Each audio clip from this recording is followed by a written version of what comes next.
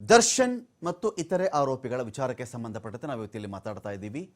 ಅಕಸ್ಮಾತ್ ನಮ್ಮ ಈ ಒಂದು ಡಿಬೇಟನ್ನು ಪರಪ್ಪನ ಅಗ್ರಹಾರದ ಜೈಲಧಿಕಾರಿಗಳು ನೋಡ್ತಾ ಇದ್ದರೆ, ಆರೋಪಿಗಳೇ ಈ ಡಿಬೇಟನ್ನು ನೋಡ್ತಾ ಇದ್ದರೆ, ಅಕಸ್ಮಾತ್ ಇದಕ್ಕೆ ಡೈರೆಕ್ಟ್ಲಿ ಇಂಡೈರೆಕ್ಟ್ಲಿ ಕಾನೂನು ಪರಿಣಿತರು ಇನ್ಯಾರೇ ಆದರೂ ಅಥವಾ ಮಾನವ ಹಕ್ಕುಗಳ ಹೋರಾಟಗಾರರು ನೋಡ್ತಾ ಇದ್ದರೆ, ಇಲ್ಲೇನಾದರೂ ತಪ್ಪುಗಳಿದ್ದರೆ ನೀವು ಇಮಿಡಿಯೇಟ್ಲಿ ಕರೆ ಮಾಡಿ ನಮ್ಮ ಚಾನಲ್ಗೆ ತಿಳಿಸಬಹುದಾಗುತ್ತೆ. ನಾನು ಆ ಮಾಹಿತಿಯನ್ನು ನಿಮಗೆ ಹಂಚ್ಕೊಳ್ಳೋಕೆ ಇಷ್ಟಪಡ್ತೀನಿ.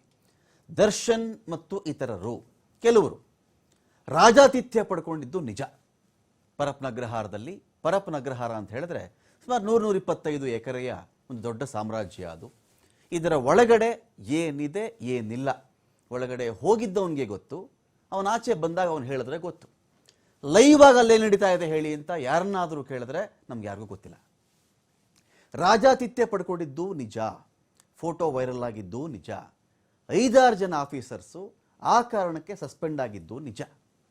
ಗುಬ್ಬಚ್ಚಿ ಸೀನಾ ಬರ್ತ್ಡೇ ಮಾಡಿಕೊಂಡ ಅಂಥೇಳಿ ಇನ್ನೊಂದು 4 ಜನನ ಸಸ್ಪೆಂಡ್ ಮಾಡಿ ಅಂತ ಹೇಳಿದ್ದು ನಿಜ, ಕೆಲವರು ಸಸ್ಪೆಂಡ್ ಆಗಿರಬೇಕು, ಅದು ನಿಜ.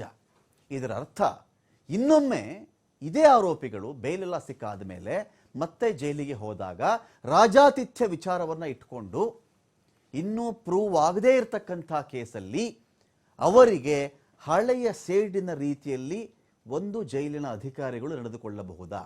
ಎಲ್ಲಿ ನಡ್ಕೊಳ್ತಾ ಇದ್ದಾರೆ ನೀವು ನೋಡಿದ್ರೇನ್ರಿ ಅಂತ ಕೇಳಿದ್ರೆ, time and again and again Darshan ಕಡೆಯಿಂದ ಬರ್ತಿರ್ತಕ್ಕಂಥ ಅರ್ಜಿ ಏನು, ಸ್ವಾಮಿ ನನಗೆ ಬಿಸಿಲೇ ಬೀಳದಿರೋ ಕಡೆಯಲ್ಲಿ ನನ್ನನ್ನು ಕೂರಿಸಿದ್ದಾರೆ. ಒಂದು ಬಿಸಿಲಿಗೆ ಒಬ್ಬ ಆರೋಪಿ ಇವತ್ತಿಗೆ ಅಂಗ್ಲಾಚ್ತಾ ಇರೋದು ಪರಪ್ಪನ ಅಗ್ರಹಾರದ ಬಿಸಿಲಿಗೆ.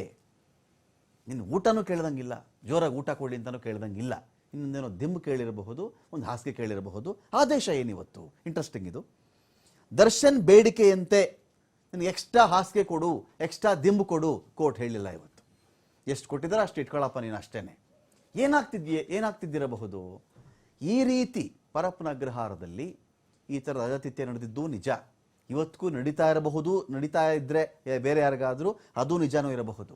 ಈ ಥರ ಮಾಡಿಸ್ಬಿಟ್ರಲ್ಲ ಇವರು ಆಫೀಸರ್ಸ್ಗೆ, ಹಿಂದೆ ಈ ಥರ ಮಾಡಿಬಿಟ್ರಲ್ಲ, ಇವರಿಂದ ಇಂಥ ಆಫೀಸರ್ಸ್ ಈಗ ಆಯ್ತಲ್ಲ ಅಂತೇಳಿ ಪ್ರತಿಯೊಂದಕ್ಕೂ ಅವ್ರಿಗೆ ಜೈಲಿನ ಮ್ಯಾನ್ಯುಯಲ್ ಅದನ್ನು ತೋರಿಸ್ತಾ ಇದ್ದಾರೆ. ಐ ಡೋಂಟ್ ನೋ, ಏನೇ ಬೇಕಾದರೂ ಬುಕ್ ಇದೆ ಅಪ್ಪ, ಬುಕ್ಕಲ್ಲಿ ಹೇಳಿದೆ ಅದು ಕೊಡ್ತೀವಿ ನಿನಗೆ. ಎಲ್ಲರ ವಿಚಾರದಲ್ಲೂ ಹೀಗಾಗಲ್ಲ. ಕಾರಣ ಅನೇಕ ಜೈಲು ಅಧಿಕಾರಿಗಳನ್ನ ಹಿಂದೆ ನಾನು ಕೂಡ ಮಾತಾಡ್ಸಿದ್ದೀನಿ, ಆಫ್ ದ ರೆಕಾರ್ಡು ಮಾತಾಡ್ಸಿದ್ದೀನಿ, ಹೆಸರು ನಾನು ಹೇಳಕ್ಕೆ ಹೋಗಲ್ಲ. ಒಂದು ಮಾತು ಹೇಳ್ತಾರೆ ಅವರು, ಬಹಳ ಇಂಟ್ರೆಸ್ಟಿಂಗ್ ಮಾತದು. ಆ ಮಾತೇನು ಅಂತ ಹೇಳಿದ್ರೆ, ನೋಡಿ ರಮಾಕಾಂತ್, ಜೈಲಲ್ಲಿ ಸಾಧು ಸಂತರು ಪುಣ್ಯಾತ್ಮರು ಋಷಿ ಮುನಿಗಳೆಲ್ಲ ಬರಲ್ಲ. ಒಬ್ಬ ನಟೋರಿಯಸ್ ಬರ್ತಾನೆ, ರೌಡಿ ಬರ್ತಾನೆ, ಒಬ್ಬ ಪಾತಕಿ ಬರ್ತಾನೆ, ಒಬ್ಬ ಆರೋಪಿ ಬರ್ತಾನೆ, ಒಬ್ಬ ಪಿಕ್ ಪ್ಯಾಕೆಟರ್ ಬರ್ತಾನೆ, ಯಾರೋ ವೇಶ್ಯಾವಾಟಿಕೆ ಅವರು ಬರಬಹುದು, ಇನ್ಯಾರೋ ಬರಬಹುದು, ಇಷ್ಟು ಜನ ಚಟಚಕ್ರವರ್ತಿಗಳು ಬರ್ತಾರೆ ಅಲ್ಲಿಗೆ.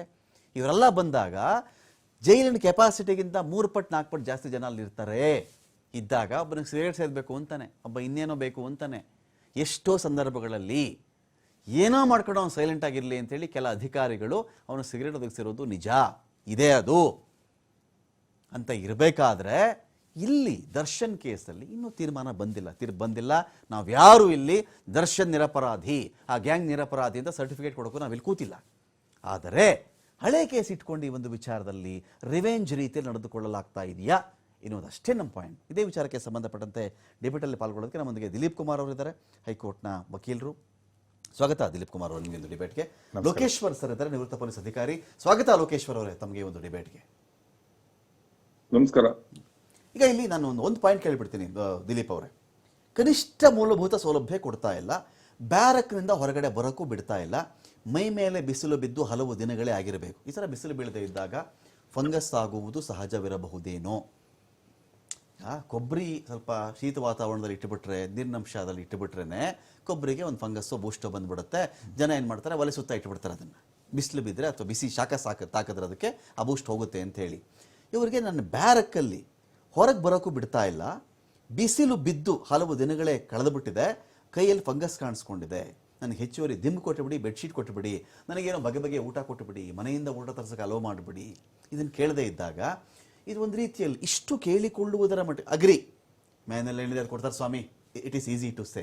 ಬಟ್ ಎಲ್ರಿಗೂ ಇದೇ ಆಗ್ತಿದೆ ಅಂತ ಬಂದಾಗ ಅದು ಒಂದು ಪ್ರಶ್ನೆ ಆಗುತ್ತೆ. ಇಲ್ಲಿ ಏನು ಮಾಡಬಹುದು ಈ ಕೇಸಲ್ಲಿ ಅಂತ ನೋಡಿ. ಒಬ್ಬ ಜೀವಿಸುವ ಹಕ್ಕು ಇವಾಗ ಅಪರಾಧಿ ಅಂತ ಹೇಳ್ಬಿಟ್ಟು ಏನು ಅಪರಾಧ ಸ್ಥಾನದಲ್ಲಿ ನಿಲ್ಲಿಸಿದ್ದಾರೆ ಅವ್ರನ್ನ, ಇನ್ನು ಅಪರಾಧ ಆರೋಪಿತನ ಸ್ಥಾನದಲ್ಲಿ ಏನು ನಿಲ್ಲಿಸ್ಯಾರೆ, ಇನ್ನು ಆರೋಪ ಸಾಬೀತಾಗಿಲ್ಲ. ಪ್ರತಿಯೊಬ್ಬ ಮನುಷ್ಯನಿಗೂ ಜೀವಿಸುವ ಹಕ್ಕು ಕೂಡ ಇದೆ. ಇವಾಗ ನಾವೇನು ಒಂದು ಹ್ಯೂಮನ್ ರೈಟ್ ಕಮಿಷನ್ ಅಂತ ಹೇಳ್ಬಿಟ್ಟು ಏನಿದೆ, ಅದು ಹ್ಯೂಮನ್ ರೈಟ್ ಕಮಿಷನ್ ಕೈದಿಗಳಿಗಿರಲ್ಲ, ಬೇರೆಯವರಿಗಿರುತ್ತೆ, ಈ ಥರ ಏನು ಎಕ್ಸ್ಕ್ಲೂಷನ್ ಇಲ್ಲ. ಸೊ ಪ್ರತಿಯೊಬ್ಬ ವ್ಯಕ್ತಿಗೂ ಕೂಡ ಅವನಿಗೆ ಜೀವಿಸುವ ಹಕ್ಕಿದೆ. ಆ ಜೀವಿಸುವ ಹಕ್ಕು ಅದಕ್ಕೆ ಒಂದು ವಿತ್ ಡಿಗ್ನಿಟಿ ಆಗಿ ಇರಬೇಕು. ಸೊ ಅದಕ್ಕೆ ಕೂಡ ನಿಮಗೆ ಕೋಡ್ ಆಫ್ ಕಂಡಕ್ಟ್ನ ಇವನ್ ಜೈಲಲ್ಲಿ ಕೂಡ ಮಾಡೋದು, ಮ್ಯಾನ್ಯಲ್ ಕೂಡ ಅದರಲ್ಲೂ ಕೂಡ ಪ್ರಿಸ್ಕ್ರೈಬ್ ಮಾಡುತ್ತೆ. ಸೊ ಒಬ್ಬ ವ್ಯಕ್ತಿ ಏನು ಕೇಳಲಿಕ್ಕೆ ಸಾಧ್ಯ, ಜೈಲಲ್ಲಿ ಇದ್ಕೊಂಡು ಒಬ್ಬ ವ್ಯಕ್ತಿ ಏನು ಕೇಳಲಿಕ್ಕೆ ಸಾಧ್ಯ? ಸೊ ನಾನು ಸಿನಿಮಾ ನೋಡಬೇಕು ಅಂತ ಹೇಳ್ತಾನ, ಶೂಟಿಂಗ್ ಮಾಡಬೇಕು ಅಂತಾನ, ಹೊರಗಡೆ ಸುತ್ತಾಡಬೇಕು ಅಂತ ಹೇಳ್ತಾನ, ಇಲ್ಲ ನನಗೆ ಮನರಂಜನೆ ಬೇಕು ಅಂತ ಹೇಳ್ತಾನ, ಏನೂ ಕೇಳಲ್ಲ. ನನಗೆ ಇವಾಗ ಜೈಲಲ್ಲಿದ್ದೀನಿ ಯಾವುದೋ ಒಂದು ಆರೋಪದಲ್ಲಿ, ನನಗೆ ಒಂದು ಮಿನಿಮಮ್ ಏನು ರಿಕ್ವೈರ್ಮೆಂಟ್ ಇದೆ ನನ್ನ ಇಲ್ಲಿ ಇರಲಿಕ್ಕೆ, ನನ್ನ ಹೆಲ್ತನ್ನು ಕಾಪಾಡ್ಕೊಳ್ಳಲಿಕ್ಕೆ, ಅದನ್ನು ಅವನು ಕೇಳ್ಬೋದು. ಕರೆಕ್ಟ್. ಸೊ ಈ ವಿಚಾರದಲ್ಲಿ ದರ್ಶನ್ ಅವರು ಅವರ ವಕೀಲರ ಮುಖಾಂತರ ನನಗೆ ಕೆಲವೊಂದು ಬೇಡಿಕೆಗಳನ್ನ ಇಟ್ಟಿದ್ರು. ಸೊ ಆ ಬೇಡಿಕೆ ನೀವು ಪಟ್ಟಿ ಮಾಡ್ತಾ ಹೋದರೆ, ಒಂದು ಹಾಸಿಗೆ, ನಾನು ನೆಮ್ಮದಿಯಾಗಿ ಮಲ್ಕತ್ತೀನಿ ಅಟ್ಲೀಸ್ಟ್, ಇಲ್ಲ ಅದು ಬಿಟ್ಟರೆ ನಾನು ಇನ್ನೇನು ಮಾಡೋಕ್ಕಾಗಲ್ಲ ಜೈಲಲ್ಲಿ, ನಾನು ಮಲಗ್ಲಿಕ್ಕೆ ಒಂದು ಸ್ವಲ್ಪ ನೆಮ್ಮದಿಯಾಗಿ ಒಂದು ತಲೆದಿಂಬು ಕೊಡಿ, ಒಂದು ಹಾಸಿಗೆ ಕೊಡಿ. ನನಗೆ ಎಲ್ಲ ಮನುಷ್ಯನಿಗೂ ನೀವು ನೋಡಿ, ಈ ಫಾರಿನಲ್ಲಿ ಎಷ್ಟೋ ಕಂಟ್ರಿಗಳಲ್ಲಿ ಬೆಳಕು ಬರಲ್ಲ, ಪರ್ 24 hours ಅಲ್ಲಿ ನಿಮ್ಮೊಂದು 6 hours ಮಾತ್ರ ಬೆಳಕು ಬರುತ್ತೆ. ಅಂಥವ್ರಿಗೆ ಸ್ಕಿನ್ ಡಿಸೀಸ್ ಆಗುತ್ತೆ ಅಂತ ಹೇಳ್ಬಿಟ್ಟು ಎವ್ರಿ ಇಯರು ಅವರು ಔಟ್ ಆಫ್ ಕಂಟ್ರಿ ಹೋಗ್ತಾರೆ, only to get the sun. So ನಿಮಗೆ ಅವರು ಅಂದರೆ ಇಡೀ ಬಾಡಿ ಎಲ್ಲ ಅವರು ಸೂರ್ಯನ ಕಿರಣ ಒಂದು 2 ತಿಂಗಳು ತಗೊಂಡು, ಅಂದರೆ only to protect their skin. Correct. So ಒಬ್ಬ ಮನುಷ್ಯಗೆ ಒಂದು ಬೆಳಕು ಬೀಳಲಿಲ್ಲ ಅಂತ ಹೇಳಿದ್ರೆ ಆ ಬೆಳಕನ್ನು ಕೇಳೋದು ತಪ್ಪಲ್ಲ, ಬೆಡ್ ಕೇಳೋದು ತಪ್ಪಲ್ಲ, ತಲೆದಿಂಬು ಕೇಳೋದು ತಪ್ಪಲ್ಲ, ಬಾಚ್ಕಣಿಗೆ ಕೇಳೋದು ತಪ್ಪಲ್ಲ. ಅಟ್ಲೀಸ್ಟ್ ಅವನು ಹೆಂಗಿದಾನೆ ಅಂತ ನೋಡ್ಕೊಳಕ್ಕೆ ಕನ್ನಡಿನಾರು ಬೇಕಲ್ವೇ? ಸೊ ಮೊದ್ಲಿನ ತರ ಆದ್ರೆ ಹಿಂದಿನ ಕಾಲದಲ್ಲಿ ನೀರಲ್ಲಿ ನೋಡ್ಕೊತಾ ಇದ್ರು. ಈಗ ಜೈಲಲ್ಲಿ ನಾವಂತೂ ನೀರಲ್ಲಿ ನೋಡ್ಕೊಳಕ್ ಆಗಲ್ಲ, ಅಲ್ಲಿ ಬೆಳಕೆ ಇಲ್ಲಾಂದ್ರೆ ನೀರು ಎಲ್ಲಿಂದ ಬರುತ್ತೆ? ಸೊ ಒಂದು ಕನ್ನಡಿ ಕೊಡಿ, ತಲೆ ಬಚ್ಕೊಳಕ್ ಒಂದು ತಲೆ ಕೊಡಿ, ಏನು ಮಿನಿಮಮ್ ರಿಕ್ವೈರ್ಮೆಂಟ್ ಕೇಳಿದ್ದಾರೆ. ಸೊ ಈ ಕೇಳಿರೋದ್ರಲ್ಲಿ ಈ ಮೂಲಭೂತ ಸೌಲಭ್ಯ ಅಂತ ಹೇಳ್ಬಿಟ್ಟು ಪರಿಗಣಿಸಬಹುದು ಹೊರತು ಅದನ್ನ ನಾವು ಅಂತ ಹೇಳ್ಬಿಟ್ಟು ಹೇಳಿಕ್ ಬರಲ್ಲ. ನಾನು ಲೋಕೇಶ್ವರ್ ಸರ್ ಒಂದ್ ಕಡೆ ಜೈಲ್ ಮ್ಯಾನ್ಯಲ್ ಇರುತ್ತೆ ಸರ್, ಅಗ್ರಿ, ನಾನು ಒಪ್ಕೋತೀನಿ ಇದನ್ನ, ನಾವು ಯಾರಿಗೂ ಗೊತ್ತಿಲ್ದಿರೋ ವಿಷಯ ಏನಲ್ಲ. ಇನ್ನೊಂದು ಕಡೆ ಕೆಲವ್ರಿಗೆ ಅದು ಆಫ್ ದಿ ರೆಕಾರ್ಡ್ ಕೇಳಿದಾಗ ಹೇಳಿಬಿಡ್ತಾರೆ, ತೀರಾ ಹಂಗೆಲ್ಲ ನಾವು ಮಾಡೋಕ್ಕಾಗಲ್ಲ ಸರ್, ಏನೋ ಕೇಳ್ತಾರೆ, ಏನೋ ಅವನ ಕರ್ಮಕ್ಕೆ ಏನೋ ಬಂದುಬಿಟ್ಟಿರ್ತಾನೆ ಇಲ್ಲಿ ಅಂತ ಒಂದು ಪೇಸ್ಟೋ, ಒಂದು ಬ್ರಷೋ, ಅವನಿಗೇನೋ ಒಂದು ಸಿಗರೇಟೋ ಕೊಟ್ಟಿರಬಹುದು ಸರ್, ನಾನು ಅಲ್ಲಗಳಿಯಲ್ಲ ಇದನ್ನು. ಆದರೆ ರಾಜಾತಿಥ್ಯ ಪಡ್ಕೊಂಡ್ಬಿಟ್ಟಿದ್ದ ಇವನು ಅಂತ ಒಂದೇ ಒಂದು ಕಾರಣಕ್ಕೆ ಆ ಮನುಷ್ಯ ಸರಿಸುಮಾರಾಗಿ ಇವತ್ತಿಗೆ 14 kg ಕಡಿಮೆ ಆಗಿರ್ಬೇಕು ಸರ್. ಆ ಒಬ್ಬ ವ್ಯಕ್ತಿದ ಬಗ್ಗೆ ನಾನು ಮಾತ್ರ ಈಗ ಮಾತಾಡ್ತಿರೋದು. ಬೇರೆಯವ್ರ ಕಥೆಗಳಲ್ಲಿ ಒಬ್ಬ 7 kg ಕಡಿಮೆ ಆಗಿರ್ಬೇಕು, ಒಬ್ಬ 6 kg ಕಡಿಮೆ ಆಗಿರ್ಬೇಕು, ಬೇರೆ ವಿಚಾರ. ಇದು ಕೇಳ್ಕೊಳ್ತಿರೋದು ಏನು ಅಂತ ಬಂದರೆ ಒಂದು ಹಾಸಿಗೆ, ಒಂದು ದಿಂಬು, ಒಂದು ಬೆಳಕು. ಸರ್ ನಮಗೂ ನಿಮಗೂ ಒಂದು ಚೆನ್ನಾಗಿ ಒಂದು ಅನುಭವ ಆಗಿರುತ್ತೆ, ಮನೆಗಳಲ್ಲಿ ಬೇಕಾದ್ರೆ ಚೆಕ್ ಮಾಡಿಬಿಡೋಣ.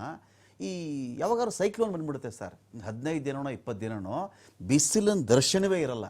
ಮನೆಗಳಲ್ಲಿ ನಾವು ಶೂ ರ್ಯಾಕಲ್ಲಿ ಏನಾದರೂ ಲೆದರ್ ಶೂಗಳು ಇಟ್ಟಿದ್ರೆ ಫಂಗಸ್ ಬಂದಿರುತ್ತೆ ಸರ್, ಫಂಗಸ್ ಬಂದಿರುತ್ತೆ. ಯಾವುದೋ ಒಂದು ಕಬೋರ್ಡಲ್ಲಿ ನಾವು ಏನು ಮಾಡಿರ್ತೀವಿ, ಒಂದು ಪರ್ಸೋ ಲೆದರ್ದೇನೋ ಐಟಮ್ ಇಟ್ಟಿರ್ತೀವಿ, ಗೊತ್ತೇ ಕೆಲವು ಜಾಕೆಟ್ ಇಟ್ಟಿರ್ತೀವಿ ಸರ್, ಫಂಗಸ್ ಬಂದ್ಬಿಟ್ಟಿರುತ್ತೆ. ದರ್ಶನ್ ತೀರಾ ಫಂಗಸ್ಸನ್ನ ಸುಳ್ಳು ಹೇಳಿ ಇಲ್ಲೊಂದು ಬಿಸಿಲಿಗೆ ಕೇಳ್ತಕ್ಕಂಥ ಅವಶ್ಯಕತೆ ಇಲ್ಲ.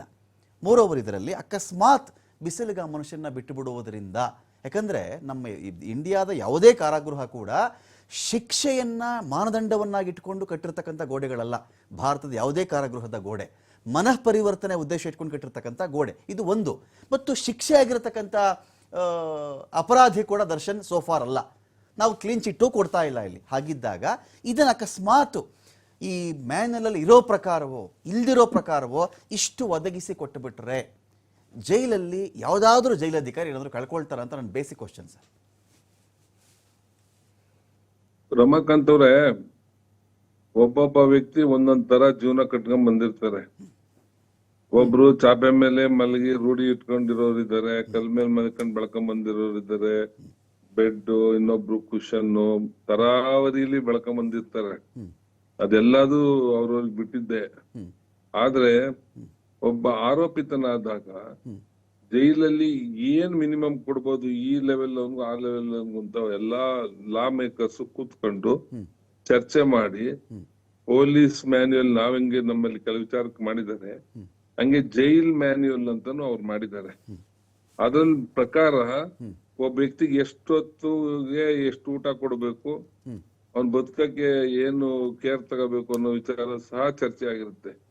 ಇಷ್ಟೆಲ್ಲಾ ತುಂಬಾ ಯೋಚನೆ ಮಾಡಿ ಅವ್ರಿಗೆ ತಲುಪಿಸೋ ಪ್ರಯತ್ನಕ್ಕೆ ಅದಕ್ಕೆ ಆಫೀಸರ್ಸ್, ಗಾರ್ಡ್ಗಳು, ಸ್ಟಾಫ್ ಎಲ್ಲಾ ಲೆವೆಲ್ ಅಲ್ಲೂ ಡಿಸ್ಟ್ರಿಬ್ಯೂಟ್ ಆಗಿರುತ್ತೆ. ಮತ್ತೆ ಅಲ್ಲಿ ಅವ್ರಿಗೆ ಕುಡಿಯೋ ನೀರು ಸಹ ಸ್ವಚ್ಛವಾಗಿದೆಯೋ ಅಂತ ಟೆಸ್ಟ್ ಮಾಡುವಂತ ವ್ಯವಸ್ಥೆನೂ ಇದೆ, ತಮ್ಗೆ ಗೊತ್ತಿರ್ಲಿ. ಆಮೇಲೆ ಬಿಸಿಲು ಬೀಳೋದೇ ಇಲ್ಲ ಅನ್ನೋ ಪರಿಸ್ಥಿತಿ ಈ ಟ್ರಯಲ್ ಅಕ್ಯೂಸ್ಗಳಿಗಿಲ್ಲ. ಬಿಸಿಲು ಬೀಳುತ್ತೆ. ಯಾಕೆಂದ್ರೆ ಇವ್ರು ಏನ್ ಹೇಳಿದ್ದಾರೆ ಇದ್ರ ಬಗ್ಗೆ ಒಂದು ಜುಡಿಷಿಯರಿ ಟೀಮ್ ಆಲ್ರೆಡಿ ಹೋಗಿ ಯಾವ್ರನ್ನೆಲ್ಲ ಪರಿಶೀಲನೆ ಮಾಡಿ ವಿಚಾರಕ್ಕೆ ಹೇಳಿಕೆಗಳು ಮಾಡ್ಕೊಂಡು ಬಂದು ಕೋರ್ಟ್ಗೆ ವರದಿನೂ ಕೊಟ್ಟಾಗಿದೆ. ಯಾವ ಫಂಗಸ್ ಇಲ್ಲ, ಮತ್ತೊಂದಿಲ್ಲ, ಫೆಸಿಲಿಟೀಸ್ ಎಲ್ಲ ಕರೆಕ್ಟ್ ಆಗಿ ಕೊಡ್ತಾ ಇದ್ದಾರೆ, ಆ ತರದ್ದೇನಿಲ್ಲ ಅಂತ ಹೇಳಿ ಕೊಟ್ಟು ಆಗಿದೆ.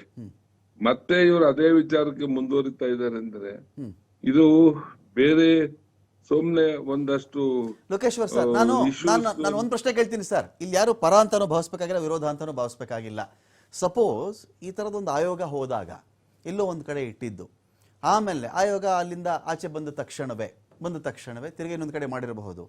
ಇದರ ಆಚೆಗೆ ಒಂದು ಪ್ರಶ್ನೆ ಕೇಳ್ಬಿಡ್ತೀನಿ, ಒಂದೊಂದು ಕಾಮನ್ ಇದ್ರಲ್ಲಿ ಕೇಳ್ಬಿಡ್ತೀನಿ ಸರ್. ನಾನು ಈ ತರ ಮನುಷ್ಯ ಪ್ರತಿ ಬಾರಿಯೂ ಬಿಸಿಲು ಅಂತ ಏನು ಕೇಳ್ಕೊಳ್ಬೋದು ಸರ್? ಅವ್ರು ಒಂದ್ ವೇಳೆ ಬಿಸಿಲಲ್ಲಿ ಇರಿಸಿದ ಹೊರತಾಗಿಯೂ ನಂಗೊಂಚೂರು ಬಿಸ್ಲಿಗೆ ಒಂಚೂರು ನಿಲ್ಲಿಸ್ರಪ್ಪ, ಬಿಸ್ಲು ಬೀಳೋ ಕಡೆ ಒಂಚೂರು ವಾಕಿಂಗ್ ಮಾಡಕ್ಕೆ ಅವಕಾಶ ಕೊಡ್ರಪ್ಪ ಅಂತ ಹೇಳಿ ಏನು ಕೇಳ್ಕೊಳ್ಬೋದು ಅಂತ ಎಲ್ಲ ಇಟ್ಕೊಂಡು, ಇನ್ನೇನು ನನಗೆ ಹೊರಗಡೆಯಿಂದ ದೊಡ್ಡ ಊಟ ಬೇಕು, ನನಗೆ ಬಿರಿಯಾನಿ ಬೇಕು, ನನಗೆ ಅಂಥ ಐಷಾರಾಮಿ ಇದು ಕವಚಗಳು ಬೇಕು, ನನಗೆ ಅಂಥ ಡ್ರೆಸ್ ಬೇಕು, ಏನು ಮನವಿಲಿಲ್ಲ ಸರ್. ಇಲ್ಲಿ ನಾನು ಇಲ್ಲಿ ಒಂದೇ ವಿಷಯ ಕೇಳ್ತಿರೋದು, ಬಿಸಿಲು, ಒಂದು ಹಾಸಿಗೆ, ಒಂದು ದಿಂಬು.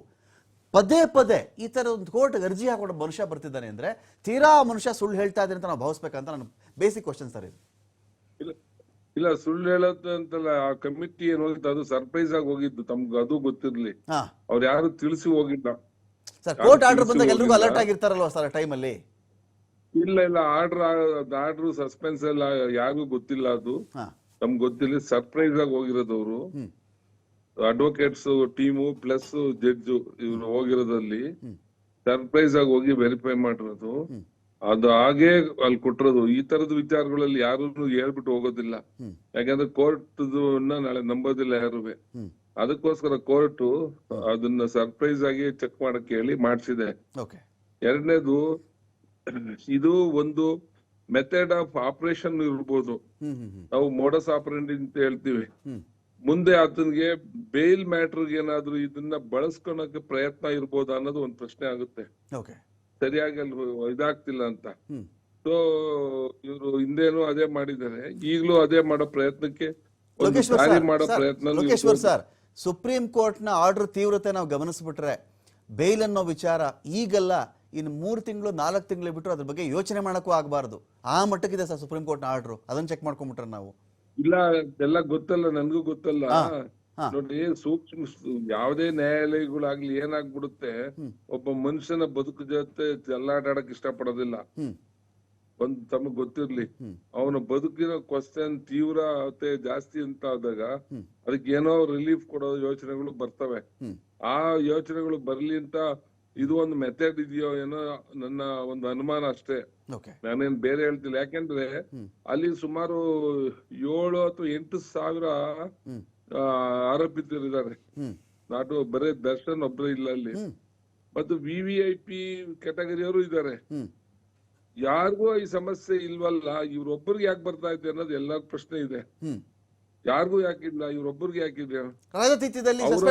ಅಧಿಕಾರಿಗಳನ್ನ ಆ ಕೋಪ, ಆ ಸಿಟ್ಟು ಸಜಾನು ಆಗಿದೆ, ಕೆಲವರಿಗೆ ಸಜಾ ಆಗಿರೋ ಆರೋಪಿಗಳು ಇದ್ದಾರೆ. ಅಲ್ಲ ಸರ್, ರಾಜಾತಿಥ್ಯ ಮಾಡಿಸ್ಕೊಂಡ್ಬಿಟ್ರು ಅಂತ ಹೇಳಿ ಆ ಕೋಪಕ್ಕೆ ಅಧಿಕಾರಿಗಳು ಸಸ್ಪೆಂಡ್ ಆಗ್ಬಿಟ್ರು ರಾಜಾತಿಥ್ಯದ ಕಾರಣದಿಂದಾಗಿ.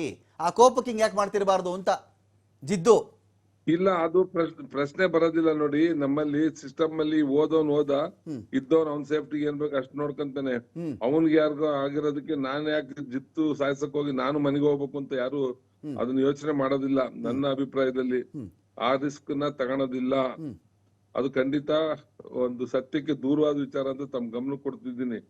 ಯಾರೋ ಏನಕ್ಕೋ ತೊಂದ್ರೆ ಪಡ್ಬಿಟ್ಟು ಅವ್ನ ಆಚೆಗೆ ಹೋದ್ರೆ ನೆಕ್ಸ್ಟ್ ಇರೋ ಅವ್ನ್ ಯಾಕೆ ಬಂದು ತಲೆ ಕೆಡ್ಸ್ಕೊಂತಾನೆ? ಅವ್ನ್ ಏನಿದೆ ಕಾನೂನು ಅಷ್ಟಕ್ಕೆ ಸೀಮಿತ ಆಗ್ತಾನೆ. ಅದು ಯಾಕೆಂದ್ರೆ ಅವನು ನಾಳೆ ತೊಂದ್ರೆ ನಾನು ಸಿಗಾಕೋದ್ ಬೇಡ ಅಂತ.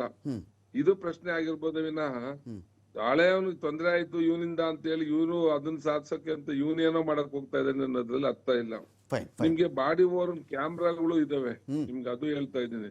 ಪ್ರತಿಯೊಂದು ರೆಕಾರ್ಡ್ ಆಗುತ್ತೆ ಅಲ್ಲಿ. ಇವ್ರಿಗೆ ಏನ್ ಕೊಟ್ಟಿದ್ದಾರೆ, ಕೊಡ್ತಾ ಇದ್ದಾರೆ, ಮತ್ತೆ ಯಾರು ಹೋಗಿದ್ರು ಬಂದಿದ್ರು ಎಲ್ಲ ಆನ್ ದಿ ರೆಕಾರ್ಡ್ ಇದೆ. ಅಲ್ಲಿ ಏನ್ ಪ್ರಶ್ನೆನೇ ಇಲ್ಲ. ಅಲ್ಲಿ ಟೋಟಲಿ ಟ್ರಾನ್ಸ್ಪರೆಂಟ್ ಮ್ಯಾಟರ್ ಇದೆ ಅಲ್ಲಿ. ಯಾರೇನು ಹೇಳಕ್ಕೂ ಆಗ್ತಾ ಇಲ್ಲ. ಕೋರ್ಟ್ಗೆ ಯಾಕೆ ಹೇಳಕ್ ಆಗ್ತಿಲ್ಲ ಹೇಳಿ? ಎಲ್ಲದು ಆನ್ ರೆಕಾರ್ಡ್. ಜಡ್ಜ್ ಹೋಗಿ ರಿಪೋರ್ಟ್ ಕೊಟ್ಟಿದ್ದಾರೆ ಎಲ್ಲ ಸರಿಯಾಗಿದೆ ಅಂತ. ಆದ್ರೂ ಇವರು ಅದನ್ನ ಮುಂದುವರ್ಸ್ಕೊಂಡು ಹೋಗ್ತಾ ಇದ್ದಾರೆ. ಅಂದ್ರೆ ಬೇರೆ ಏನೋ ಕಾರಣ ಇದೆ ಅಂತ ನಾನು ಅದಕ್ಕೆ ಹೇಳಿದ್ದೆ. ಅಖಾಡ ಬಿಗ್ ಫೈಟ್ ವಿಶೇಷ ಮತ್ತೆ ಮುಂದುವರಿಸ್ತಾ ಇದ್ದೀನಿ. ಬಾಡಿ ಓವರ್ ಕ್ಯಾಮ್ರಾ ಅನ್ನೋ ಒಂದು ವಿಚಾರದ ಬಗ್ಗೆ ಕೂಡ ಲೋಕೇಶ್ವರ್ ಸರ್ ಮಾತಾಡ್ತಾ ಇದ್ರು. ಬಾಡಿ ಓವರ್ ಕ್ಯಾಮ್ರಾದ ವಿಜುವಲ್ಗಳನ್ನು ನ್ಯಾಯಾಲಯ ನನಗೆ ತಂದು ಸಬ್ಮಿಟ್ ಮಾಡು ಅಂತೇಳಿ ಪರಿಶೀಲಿಸಬಹುದೇ? ಅದಕ್ಕೆ ಅವಕಾಶ ಇದೆಯಾ ಕಾನೂನಲ್ಲಿ? ಅದನ್ನು ಚೆಕ್ ಮಾಡೋರು ಕೊಡಬಹುದಾ? ಇದರ ಆಚೆಗೂ ಒಂದು ಮಾತು ಕೇಳಿಬಿಡ್ತೀನಿ ನಾನು. ಇದು ಇನ್ನೇನೋ ಸ್ಟ್ರಾಟಜಿ ಮಾಡ್ತಾ ಇದ್ದಾರೆ, ಇನ್ನೇನೋ ಸ್ಟ್ರಾಟಜಿ ಮಾಡ್ತಾ ಇದ್ದಾರೆ. ಬಿಸಿಲು ಅನ್ನೋ ವಿಚಾರ ಇಟ್ಕೊಂಡು, ಫಂಗಸ್ ಅನ್ನೋ ವಿಚಾರ ಇಟ್ಕೊಂಡು ಅಂತ ಬಂದರೂ ಕೂಡ ಆ ಸ್ಟ್ರಾಟಜಿಯನ್ನು ಕೋರ್ಟ್ ಪರಿಗಣಿಸುತ್ತಲ್ಲ. ಒಂದು ವೇಳೆ ಅದೇ ಥರ ಇವರು ಮಾಡುವ ಸ್ಟ್ರಾಟಜಿಯನ್ನು ಕೋರ್ಟ್ ಅವರು ಕೂಡ ಟ್ಯಾಕಲ್ ಮಾಡಿಬಿಡಲಿ. ಅದನ್ನು ಏನೋ ಸ್ಟ್ರಾಟಜಿ ಇಟ್ಕೊಂಡು ಆವತ್ತು ರಿಜೆಕ್ಟೇ ಮಾಡ್ಬೋದಲ್ಲ ಕೋರ್ಟು. ಅದನ್ನು ಲೋಕೇಶ್ವರ್ ಸರು ಡಿಸೈಡ್ ಮಾಡೋಕ್ಕಾಗಲ್ಲ, ಜೈಲಿನ ಅಧಿಕಾರಿನೂ ಡಿಸೈಡ್ ಮಾಡೋಕ್ಕಾಗಲ್ಲ, ನಾವು ಡಿಸೈಡ್ ಮಾಡೋಕ್ಕಾಗಲ್ಲ. ಅದು ಬಿಟ್ಟಿರೋದು ಕೋರ್ಟ್ನ ವಿಚಾರಕ್ಕೆ ಅಂತ ಬಂದಾಗ ಇಲ್ಲಿ ಇಷ್ಟು ಬೇಡಿಕೆ. ನಾವು ಏನೋ ಫಸ್ಟ್ ದಿನ ಕೇಳಿದಾಗ ಏನೋ ಇರಬೇಕಿದ್ರ ಹಿಂದೆ, ಸುಮ್ಮನೆ ಏನೋ ಕೇಳ್ತಾ ಇದ್ದಾರೆ. ಅವಾಗ ಬೆನ್ನೋವು ಅಂದರು, ಆಪ್ರೇಷನ್ ಮಾಡಿಸ್ಕೋತೀನಿ ಅಂದರು, ಮಾಡಿಸ್ಕೊಳ್ಳಿಲ್ಲ, ಶೂಟಿಂಗ್ ಹೋದರು. ಐ ಅಗ್ರಿ, ನಾವು ಅದ್ರ ಬಗ್ಗೆ ಮಾತಾಡಿದ್ದೀವಿ. ಈ ಮನುಷ್ಯ ಹಾಗಾದರೆ ನಾಟಕ ಆಡಿಬಿಟ್ರೆ ಅವತ್ತಿಗೆ ಕೇಳಿದ್ದೀವಿ ನಾವು. ಇವತ್ತಿಗೆ ಬಿಸಿಲು ಬಿಸಿಲು ಅಂತ ಕೇಳ್ತಿರೋದು ಸ್ಟ್ರೆಸ್ಫುಲ್ಲಾಗಿ. ಅದಕ್ಕೂ ಕೊಡ್ತಿರೋ ರೀತಿಯಲ್ಲಿ ಏನಾದರೂ ಮಾಡ್ತಿದ್ದಾರಾ ಇಲ್ಲಿ ಅಂತ ನಮ್ಮ ಪಾಯಿಂಟ್. ಹಾಗಿಲ್ಲ. ಸೊ ಇವಾಗ ನೀವು ಮೊದಲು ಏನು ಅದ್ರ ಹಿಂದಿನ ಇತ್ತಲ್ಲ, ನನಗೆ ಹುಷಾರಿಲ್ಲ ಅಥವಾ ಆಪ್ರೇಷನ್ ಆಗಬೇಕು, ಅದು ಎಪಿಸೋಡ್ ಅದು ಬೇರೆ. ಹೌದು. ಸೊ ಇವಾಗಿನ ಎಪಿಸೋಡ್ ಬೇರೆ. ಸೊ ಅವರು ಬೇಲ್ ತಗೊಂಡ್ಲಿಕ್ಕೆ ಈ ರೀತಿ ಕಾರಣ ಹೇಳ್ತಿದ್ದಾರೆ ಅಥವಾ ಮೂಲಭೂತ ಸೌಲಭ್ಯವನ್ನು ಕೇಳ್ತಿದ್ದಾರೆ ಮಾಡ್ತಾ ಇದ್ದಾರೆ. ಅದು ನಾನು ಅಸ್ಯೂಮ್ ಮಾಡ್ಕೋಬಹುದು. ಕರೆಕ್ಟ್. ನಾನಂತೂ ಕಣ್ಣಾರೆ ಕಂಡಿಲ್ಲ ಅವ್ರು ಹೇಗಿದ್ದಾರೆ, ಯಾವ ಬ್ಯಾರಕಲ್ಲಿದ್ದಾರೆ ಅಂತ ಹೇಳ್ಬಿಟ್ಟು. ಇವಾಗಲೂ ಕೂಡ ಕೇಳಿದ್ದೀನಿ, ಕ್ವಾರಂಟೈನ್ನಲ್ಲೇ ಸೆಲ್ಲಲ್ಲೇ ಇನ್ನೂ ಕೂಡ ಇದ್ದಾರೆ ಅಂತ ಹೇಳ್ಬಿಟ್ಟು. ಒಬ್ಬ ವ್ಯಕ್ತಿನ ಕ್ವಾರಂಟೈನ್ ಸೆಲ್ಲಲ್ಲಿ ನೀವು ಎಷ್ಟು ದಿನ ಇಟ್ಕೋಬೋದು? ಮೊದಲೆಲ್ಲ 2 ವೀಕ್ಸ್ ಕ್ವಾರಂಟೈನ್ ಸೆಲ್ಲಲ್ಲಿ ಇಟ್ಬಿಟ್ಟು ಆಮೇಲೆ ನೀವು ನಾರ್ಮಲ್ ಸೆಲ್ಲಲ್ಲಿ ಇಡ್ತಾ ಇದ್ರು. ಓಕೆ, ಅದನ್ನ ಇಡೋ ಅಂತಹ ಜವಾಬ್ದಾರಿ ಆ ಜೈಲಿನ ಅಧಿಕಾರಿಗಿದೆ. ಆ ಜೈಲಿನ ಅಧಿಕಾರಿ ಕ್ವಾರಂಟೈನ್ ಸೆಲ್ಲಿಂದ ತಾನು ಬೇರೆ ಸೆಲ್ಲಿಗೆ ವರ್ಗಾವಣೆ ಮಾಡಲಿಕ್ಕೆ ಇದುವರೆಗೂ ಯಾಕೆ ಸಾಧ್ಯ ಆಗಿಲ್ಲ? ಅವನ ಮನಸ್ಸಲ್ಲಿ ಏನಿದೆ ಅಂದ್ರೆ ಇದನ್ನ ಭದ್ರತೆ ಅಂತಾರೆ ಸ್ವಾಮಿ. ಇದೊಂದು ವಿಷಯ ಬರುತ್ತೆ. ಅಂದ್ರೆ ಭದ್ರತೆಗೆ ಬೇರೆ ಯಾವುದು ಸಾಮಾನ್ಯ ಆರೋಪಿ ಅಲ್ಲ, ಇದು ಅಸಾಮಾನ್ಯ ಆರೋಪಿ. ಆಯ್ತು, ಖ್ಯಾತನಾಮ ಇರ್ಬೋದು. ಖ್ಯಾತನಾಮರು ಎಷ್ಟು ಜನ ಇದ್ದಾರೆ ಒಳಗಡೆ? ನೀವು ಯೋಚನೆ ಮಾಡಿ. ಅವ್ರಿಗೆ ಅಪಾಯ ಆಗಬಹುದು, ಕಿತ್ತಾಡ್ಕೊಂಡ್ಬಿಡಬಹುದು, ಸಂಚು ಮಾಡಬಹುದು ಯಾರೋ. ಈ ಕಾರಣಗಳಿವೆ ಇದರಲ್ಲಿ ಅಂತ ಹೇಳ್ತಿರೋದು. ಹಾಗಿದ್ರೆ ಎಲ್ಲರೂ ಕೂಡ ಅಪಾಯ ಎಲ್ಲರಿಂದನೂ ಇದ್ದೇ ಇರುತ್ತೆ. ಓಕೆ, ನೀವು ಅಪ್ರೆಂಡ್ ಮಾಡಿದ್ರೆ ಇವರು ದರ್ಶನ್ ಅವರು ಒಬ್ರು ನಟರು ಅಷ್ಟೇ. ಅಲ್ಲಿರ್ತಕ್ಕಂಥ ಗ್ಯಾಂಗ್ಸ್ಟರ್ಗಳು, ಅಲ್ಲಿರ್ತಕ್ಕಂಥ ಕೊಲೆ ಆರೋಪಿಗಳು, ಅಲ್ಲಿರ್ತಕ್ಕಂಥ ರೇಪ್ ಆರೋಪಿಗಳು, ಸೊ ಎಷ್ಟೋ ಜನ ಬ್ರೂಟಲ್ ಮರ್ಡರ್ ಒಳಗಡೆ ಇದ್ದಾರೆ. ಅವರಿಂದ ಇದುವರೆಗೆ ಏನಾರು ಆಗಿದೆಯಾ? ನೀವು ನೋಡಿ, ಅಂದ್ರೆ ನಾವೆಲ್ಲ ಕೇಳ್ತೀವಿ. ಎಷ್ಟೋ ಜನ ಹೇಳ್ತಾರೆ ಇಲ್ಲ ತುಂಬಾ ತೊಂದರೆ ಆಗ್ತಿದೆ ದರ್ಶನ್ಗೆ ಅಂತ ಹೇಳ್ಬಿಟ್ಟು ಹೇಳ್ತಾರೆ. ಎಷ್ಟೋ ಜನ ಹೇಳ್ತಾರೆ ಇಲ್ಲ ಚೆನ್ನಾಗೇ ಇದ್ದಾರೆ, ಅವರಿಗೆಲ್ಲ ಏನೇನು ಇದೆಯೋ ಇಲ್ಲ ಮೊದ್ಲಿನ ತರನೇ ಇದ್ದಾರೆ ಅಂತ ಹೇಳ್ತಾರೆ. ನೋಡಿ, ಹೇಳೋರು ಹೇಳ್ತಾರೆ, ಬಟ್ ನಾನು ನೋಡಿರಲ್ಲ, ನೀವು ನೋಡಿರಲ್ಲ, ಅವರು ಕೂಡ ಯಾರು ಕೂಡ ನೋಡಿರಲ್ಲ ಇದ್ದಾರೆ ಎಂದಾಗ ಒಂದು ನ್ಯಾಯಾಲಯದ ಸಮಯವನ್ನ ಬಿಸಿಲು ಬೀಳ್ತಾ ಇಲ್ಲ ಅಂತ ಹೇಳಿ ನ್ಯಾಯಾಲಯ ಸಮಯ ತಗೊಳ್ಳುವಂತಹ ಧೃದು ಈ ಆರೋಪಿಗಳಿಗೆ ಏನಿದೆ ಅಂತ ನನ್ನ ಪಾಯಿಂಟ್. ನೋಡಿ, delay in trial, I mean for some people it may advantage. Okay, ಯಾಕಂದ್ರೆ ನೀವು ನೋಡಿರ್ಬೋದು, ಕೆಲವೊಂದು 2005ನೇ ಇಸ್ವಿ ಕೇಸ್ ಇರ್ಬೋದು, 6ನೇ ಇಸ್ವಿ ಕೇಸ್ ಇರ್ಬೋದು, 8ನೇ ಇಸ್ವಿ ಕೇಸ್ ಇವಾಗಲೂ ನಡೀತಾನೆ ಇರುತ್ತೆ. ಅಲ್ಲಿರ್ತಕ್ಕಂಥ ಐವಗಳು ರಿಟೈರ್ಡ್ ಆಗಿರ್ತಾರೆ, ವಿಟ್ನೆಸ್ಗಳು ಸಾಕ್ಷಿ ಸತ್ತೋಗಿರ್ತಾರೆ, ಕೆಲವರು ಮನೆ ಬಿಟ್ಟು ಹೋಗಿರ್ತಾರೆ, ಕೇಸ್ ಬಿದ್ದೋಗ್ಲಿ ಅಂತ. ಸೊ ಆ ರೀತಿ ಕೇಸ್ ಬಿದ್ದೋಗ್ಲಿ ಅಂತ ಹೇಳ್ಬಿಟ್ಟು. ಇವಾಗ ಹೆಂಗಾಗಿದೆ ಅಂತಂದ್ರೆ, ನಾನು ಏನಾರು ಈ ಕೇಸಿನಲ್ಲಿ ನಾನು ಏನೋ ಅಪರಾಧ ಮಾಡಿಲ್ಲ, ನನಗೆ ಬಲವಾದ ಇದಿದೆ ಅಂದರೆ ಚಾರ್ಜ್ ಶೀಟ್ ತುಂಬ ವೀಕ್ ಇದೆ, ನಾನು ಕೇಸ್ ನಡೆಸ್ಬೋದು, ಕೇಸ್ ನಡೆಸೋ ವಿನ್ ಆಗ್ತೀನಿ ಅಂತ ಹೇಳಿದ್ರೆ, ಅಂದರೆ speedy trial is also I mean fundamental right of every accused to seek for a speedy trial. ಆಯಿತಾ? ಸೊ ಅವರು ಸ್ಪೀಡಿ ಟ್ರಯಲಿಗೆ ಹೋಗ್ಬೋದು. ಯಾವ ವ್ಯಕ್ತಿಗೆ ಅಪ್ರೆನ್ಷನ್ ಇರುತ್ತೆ, ಇಲ್ಲ ಸಾಕಷ್ಟು ಎವಿಡೆನ್ಸ್ ಇದೆ, ಈ ಬಿಸಿ ಇದ್ದಾಗ ನಾನೇನಾದ್ರು ಹೋದ್ರೆ ನಾನು ವಿಚಾರಣೆನ ಎದುರಿಸಿದ್ರೆ ನನಗೆ ಶಿಕ್ಷೆ ಆಗೋದು ಖಂಡಿತವಾಗ್ಲು ಅಂತ ಹೇಳ್ಬಿಟ್ಟು ನನ್ನ ಗಮನಕ್ಕೆ ಬರುತ್ತೆ. ಅಂತ ಸಂದರ್ಭದಲ್ಲಿ ಈ ಡಿಲೇ ಟ್ಯಾಕ್ಟಿಸ್ ಅಥವಾ ಬೇರೆ ಬೇರೆ ಅಕ್ಟೋಬರ್ 31 ನಿಗದಿ ಆಗ್ಬಿಡ್ತಲ್ಲ ಸ್ವಾಮಿ, ಇದೀಗ ನಿಗದಿ ಆಗ್ಬಿಟ್ಟು ದೋಷಾರೋಪ ನಿಗದಿಗೆ ಕೋರ್ಟ್ ಸೂಚನೆ ಅಕ್ಟೋಬರ್ 31 ಈ ತಿಂಗಳ ಎಂಡಿಗೆ ಮುಗಿದೋಗುತ್ತೆ, ಆಗೋಗುತ್ತೆ. ತಪ್ಪು ಮಾಡಿದ್ಯೇನಯ್ಯ, ನಿನ್ನ ಆರೋಪ ಮಾಡಿದಾರೆ ಕಣಯ್ಯ, ಒಪ್ಕೋತಿಯಾ? ಸ್ವಾಮಿ ಒಪ್ಕೋತೀನಿ ಅಂದ್ರೆ ಮುಗಿದೋಯ್ತು ಶಿಕ್ಷೆನೆ. ಇಲ್ಲ ಸ್ವಾಮಿ ನಾನು ವಾದ ಮಾಡ್ತೀನಿ, ನಾನು ತಪ್ಪು ಮಾಡಿಲ್ಲ ಅಂತ ಹೇಳಿದ್ರೆ ಶುರು ಟ್ರಯಲ್ ಅಂತ ಅಷ್ಟೇ. ಇಲ್ಲ ಕರೆಕ್ಟು. ನಾನು ಏನು ಹೇಳ್ತೀನಿ, ಆ ಡಿಲೇ ಅನ್ನೋ ಉದ್ದೇಶ ಇದ್ದಿದ್ರೆ ಇವಾಗ ನೋಡಿ 31ಗೆ ಚಾರ್ಜಿಗೆ ಹಾಕ್ಕೊಂಡಿದ್ದಾರೆ. ಓಕೆ ಆಯ್ತಾ? ಸೊ ನೀವು ಇವಾಗ ಲೇಟೆಸ್ಟ್ ಎಸ್ಟರ್ಡೇ ಒಂದು ಸುಪ್ರೀಂ ಕೋರ್ಟ್ ಬಂದ್ಬಿಡ್ತು, ಜಡ್ಜ್ಮೆಂಟ್ ಬಂತು. ಎಷ್ಟೋ ಕೇಸಲ್ಲಿ ಚಾರ್ಜ್ನ ಫ್ರೇಮ್ ಮಾಡಲಿಕ್ಕೆ ಕೋರ್ಟು ವರ್ಷಗಟ್ಟಲೆ ಕಾಲ ತಗೊಂಡಿದೆ. ಓಕೆ, ಕ್ರಿಮಿನಲ್ ಕೇಸಲ್ಲಿ, ಅದರಲ್ಲೂ ಹೀನಿಯಸ್ ಅಫೆನ್ಸಲ್ಲಿ. ಸೊ ಅದಕ್ಕೆಲ್ಲದಕ್ಕೊಂದು ಡೈರೆಕ್ಷನ್ ಕೊಡಬೇಕು ಅಂತ ಹೇಳ್ಬಿಟ್ಟು ನೆನ್ನೆ ಸುಪ್ರೀಂ ಕೋರ್ಟ್ ಒಂದು ಆದೇಶ ಮಾಡಿದೆ. ಓಕೆ, ಅಂದರೆ ಯಾವುದೇ ಹೀನಿಯಸ್ ಅಫೆನ್ಸಲ್ಲಿ ನೀವು ಚಾರ್ಜ್ ಫ್ರೇಮ್ ಮಾಡಲಿಕ್ಕೆ ನೀವು ಕಾಲಾವಕಾಶ ತಗೊಳ್ಬೇಡಿ ಅಂತ ಹೇಳ್ಬಿಟ್ಟು. ಕೆಲವೊಂದು ಪ್ರೊಸೀಜರಲ್ ಆಸ್ಪೆಕ್ಟ್ ಅಂತ ಇರುತ್ತೆ. ಅಂದರೆ ಬಿಫೋರ್ ಫ್ರೇಮಿಂಗ್ ಚಾರ್ಜ್ ನೀವು ಎಲ್ರಿಗೂ ಚಾರ್ಜ್ ಶೀಟ್ ಕಾಪಿ ಸಪ್ಲೈ ಮಾಡಬೇಕು ಸರ್ಕಾರದ ವತಿಯಿಂದ. ಅಲ್ಲಿರ್ತಕ್ಕಂಥ ಎಲ್ಲ ದಾಖಲಾತಿನೂ ಒದಗಿಸ್ಬೇಕು. ಅದಾದ್ಮೇಲೆ ಹಿಯರ್ ಬಿಫೋರ್ ಚಾರ್ಜ್ ಅಂತ ಮಾಡ್ತಾರೆ. ಹಿಯರ್ ಬಿಫೋರ್ ಚಾರ್ಜ್ ಅಂತ ಹೇಳಿದ್ರೆ ಚಾರ್ಜ್ ಮಾಡಕ್ಕಂಥ ಯಾವ್ದಾರ ಅಂಶಗಳು ಚಾರ್ಜ್ ಶೀಟ್ ಅಲ್ಲಿ ಇದೆಯೇ ಅಥವಾ ಅಲ್ಲಿರ್ತಕ್ಕಂಥ ಅಂಶಗಳು ಎಲ್ಲಾ ಸೆಕ್ಷನ್ ಅನ್ವಯ ಆಗುತ್ತಾ ಇಲ್ವಾ ಅಂತ ಹೇಳ್ಬಿಟ್ಟು ಕೇಳಲಿಕ್ಕೋಸ್ಕರ. ಇನ್ನೊಂದು, ಅದೇ ಸಂದರ್ಭದಲ್ಲಿ ಡಿಸ್ಚಾರ್ಜ್ ಕೂಡ ಅಪ್ಲಿಕೇಶನ್ ಹಾಕಬಹುದು. ಈ ಕೇಸಲ್ಲಿ, ದರ್ಶನ್ ಕೇಸಲ್ಲಿ ಒಂದು ಡಿಸ್ಚಾರ್ಜ್ ಅಪ್ಲಿಕೇಶನ್ ಇವತ್ತು ಡಿಸ್ಮಿಸ್ ಕೂಡ ಆಗಿದೆ, ತಾವು ನೋಡ್ಬೋದು. ಯಾವ ತರ ಡಿಸ್ಚಾರ್ಜ್ ಕೇಳ್ತಾರೆ, ನೀವು ಚಾರ್ಜ್ ಮೆಟೀರಿಯಲ್ನ ನೋಡಿ, ಅಲ್ಲಿರ್ತಕ್ಕಂಥ ಸ್ಟೇಟ್ಮೆಂಟ್ ನೋಡಿ, ಡಾಕ್ಯುಮೆಂಟ್ ಎಲ್ಲ ನೋಡಿದ್ರು ಯಾವೊಬ್ಬ ಆರೋಪಿತನ ಮೇಲೆ ಯಾವುದೇ ರೀತಿ ಅಲಿಗೇಷನ್ ಇಲ್ಲ ಅಂತ ಹೇಳಿದ್ರೆ, ಅವನ ಪಾತ್ರ ಕಂಡು ಬಂದಿಲ್ಲ ಅಂತ ಹೇಳಿದ್ರೆ ಅಂತ ವ್ಯಕ್ತಿಯನ್ನ ಚಾರ್ಜ್ ಮಾಡೋಕ್ಕೂ ಮೊದಲು ಕೂಡ ಬಿಡ್ಬೋದು. ಸೊ ಈ ಪ್ರೊಸೀಜರ್ಲಿ ಡಿಲೇ ಆಗುತ್ತೆ. ಸೊ ಚಾರ್ಜ್ ಫ್ರೇಮ್ ಮಾಡೋಕ್ಕೆ ಈ ಕೇಸ್ನಲ್ಲಿ 31ನೇ ತಾರೀಕು ಚಾರ್ಜ್ಗೆ ಫ್ರೇಮಿಗೆ ಹೋಗಿದೆ ಅಂದರೆ ಡಿಲೇ ಅನ್ನೋದು ಯಾವುದೇ ಕಾರಣಕ್ಕೂ ಕಂಡು ಬರಲ್ಲ. ಸೊ ಈಗ ಡಿಲೇ ಅನ್ನೋದೇ ಇಲ್ಲ, ಡಿಲೇ ಪ್ರಯತ್ನಗಳು ಇಲ್ಲ ಅಂತ ಹೇಳಿದಾಗ ಒಬ್ಬ ಮನುಷ್ಯ ಹಾಸಿಗೆನೋ ದಿಂಬು ಅಪ್ರೆನ್ಷನ್ ಏನಿದೆ, ನನ್ನ ಬ್ಯಾರಕ್ಕಲ್ಲಿ ಇನ್ನು ಕ್ವಾರಂಟೈನ್ ಸೆಲ್ಲಲ್ಲೇ ಇಟ್ಟಿದ್ರಲ್ಲ, ಅದು ನ್ಯಾಯಾಲಯ ಅಥವಾ ಇವತ್ತು ಈ ಕಾನೂನು ಪ್ರಾಧಿಕಾರ ಒಂದು ರಿಪೋರ್ಟ್ ಕೊಟ್ಟಿದೆ ಮನೆ ನ್ಯಾಯಾಲಯಕ್ಕೆ. ಅದರಲ್ಲಿ ಏನತ್ತೆ, ಅದು ಡಿಸ್ಕ್ರಿಪ್ಷನ್ ಜೈಲಾಧಿಕಾರಿಗಳಿಗೆ ಬಿಟ್ಟಿದ್ದು ಅಂತ ಹೇಳ್ತಾರೆ. ಸೊ ಮಾಡಲಿ, ಫೈನ್. ಈಗ ಲೋಕೇಶ್ವರ್ ಸರ್, ಜೈಲಧಿಕಾರಿಗಳಿಗೆ ಬಿಟ್ಟಿದ್ದು ಅಂತ ಇದೆ. ಜೈಲಧಿಕಾರಿಗಳು ಆಬ್ವಿಯಸ್ಲಿ ಜೈಲ್ ಮೆನ್ಯೂಲ್ನ ಹಿಡ್ಕೊಳ್ತಾರೆ.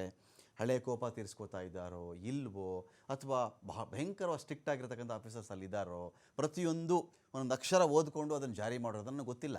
ಆದರೆ 125 ಎಕರೆಗಳ ಈ ಸಾಮ್ರಾಜ್ಯದಲ್ಲಿ, ಈ ಜೈಲು ಸಾಮ್ರಾಜ್ಯದಲ್ಲಿ ಏನು ನಡೀತಾ ಇದೆ, ಏನು ನಡೀತಾ ಇಲ್ಲ ಎನ್ನುವುದರ ಬಗ್ಗೆ ಲೋಕೇಶ್ವರ್ ಸರ್ ನಿಖರವಾಗಿ ಹೇಳ್ತಾ ಇದ್ದಾರೆ. ರಮಾಕಾಂತ್ ಆ್ಯಕ್ಯುರೇಟಾಗಿ ಮಾತಾಡ್ತಾ ಇದ್ದಾರೆ. ದಿಲೀಪ್ ಕುಮಾರ್ ಅವ್ರಿಗೆ ಅದ್ಭುತವಾಗಿ ಗೊತ್ತು ಅದ್ರ ಬಗ್ಗೆ ಅಂತ ಹೇಳಲಿಕ್ಕೆ ಯಾರ ಕೈಲೂ ಸಾಧ್ಯ ಇಲ್ಲ ಸರ್. ಇದರ ಮಧ್ಯೆ ಈ ವ್ಯಕ್ತಿ ಹೇಳ್ತಿರ್ತಕ್ಕಂಥ ಅರ್ಜಿ ಪ್ರಕಾರ ಹೋಗ್ಬಿಟ್ರು, ಇದು ಐಷಾರಾಮಿ ಸೌಲಭ್ಯ ಕೇಳ್ತಾ ಇಲ್ಲ ಅಂತ ಅನ್ನಿಸ್ತಿದೆ ಸರ್. ಸೊ ಏನು ಮಾಡಬಹುದು ಈ ಕೇಸಲ್ಲಿ ಅಂತ?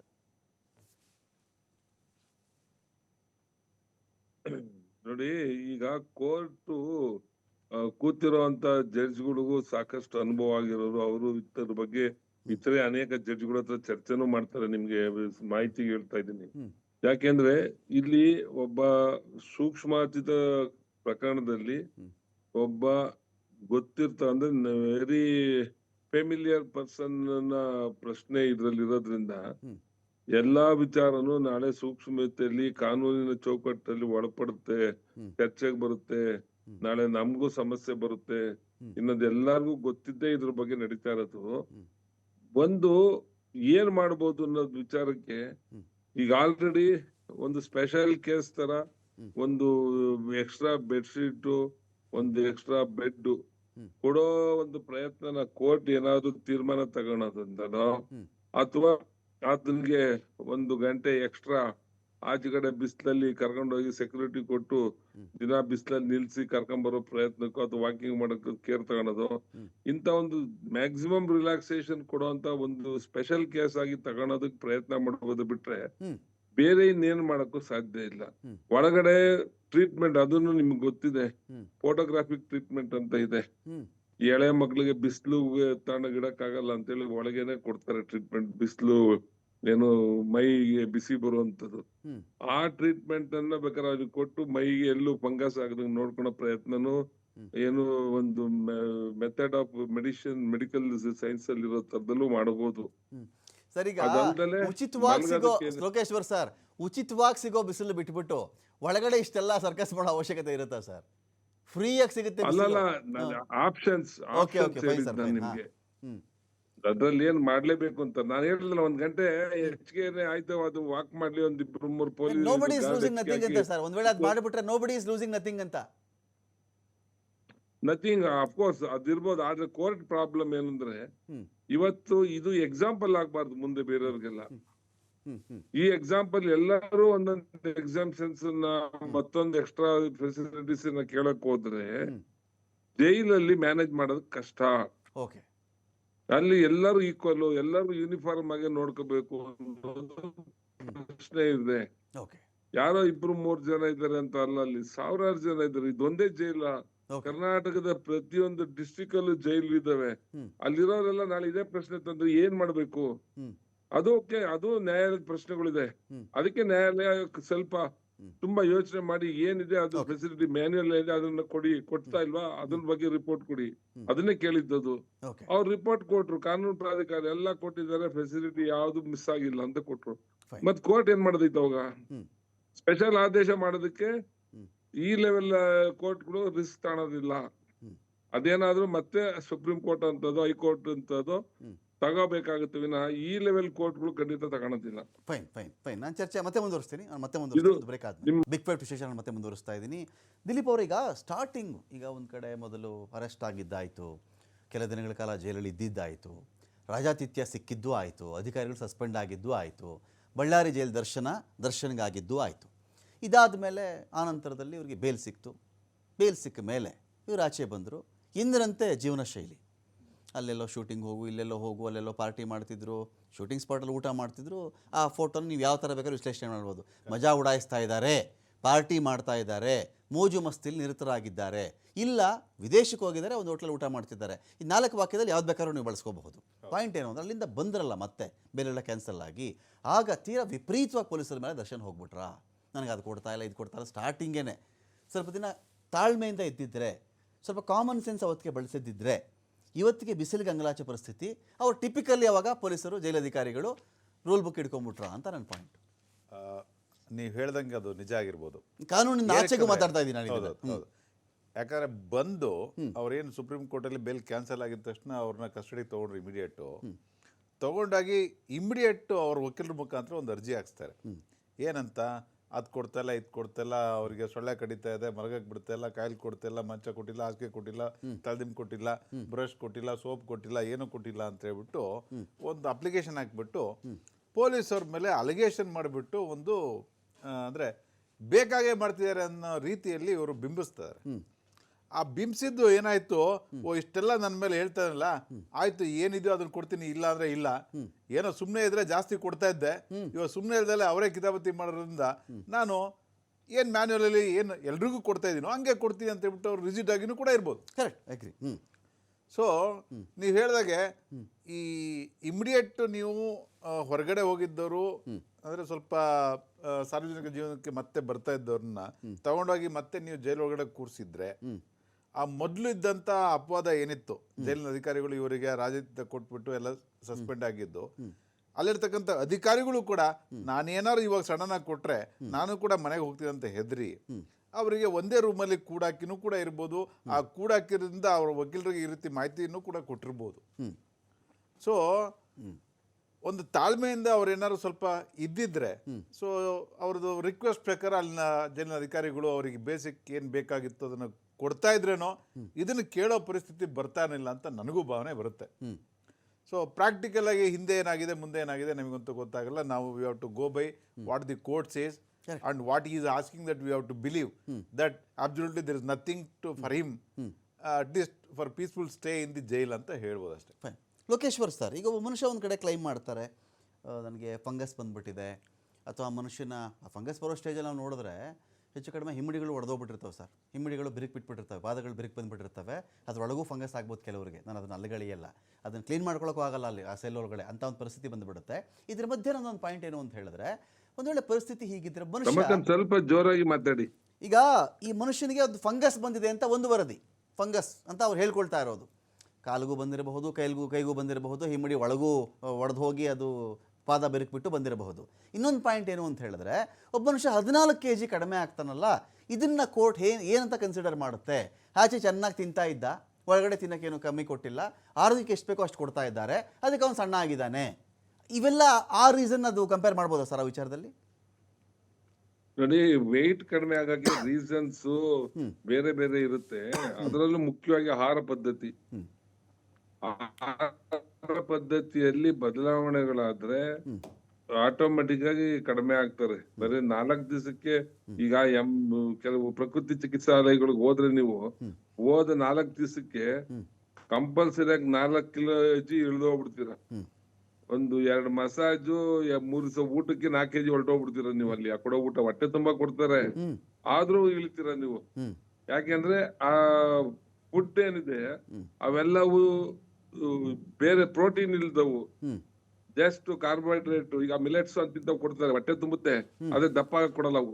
ಆ ತರ ಆಹಾರ ಪದ್ಧತಿ ಇಲ್ಲಿ ಮುದ್ದೆ, ಒಂದಿಷ್ಟು ಅನ್ನ, ಈ ತರದ ಚಪಾತಿ, ಇದ್ರಲ್ಲಿ ಏನಾಗುತ್ತೆ ಅವ್ರಿಗೆ ಏನು ಆಚೆ ಕಡೆ ನಾನ್ ವೆಜ್ಗಳು, ಹಾಲು, ಹಣ್ಣು, ಹಂಪ್ಲು ಎಲ್ಲ ನಡೀತಿತ್ತು.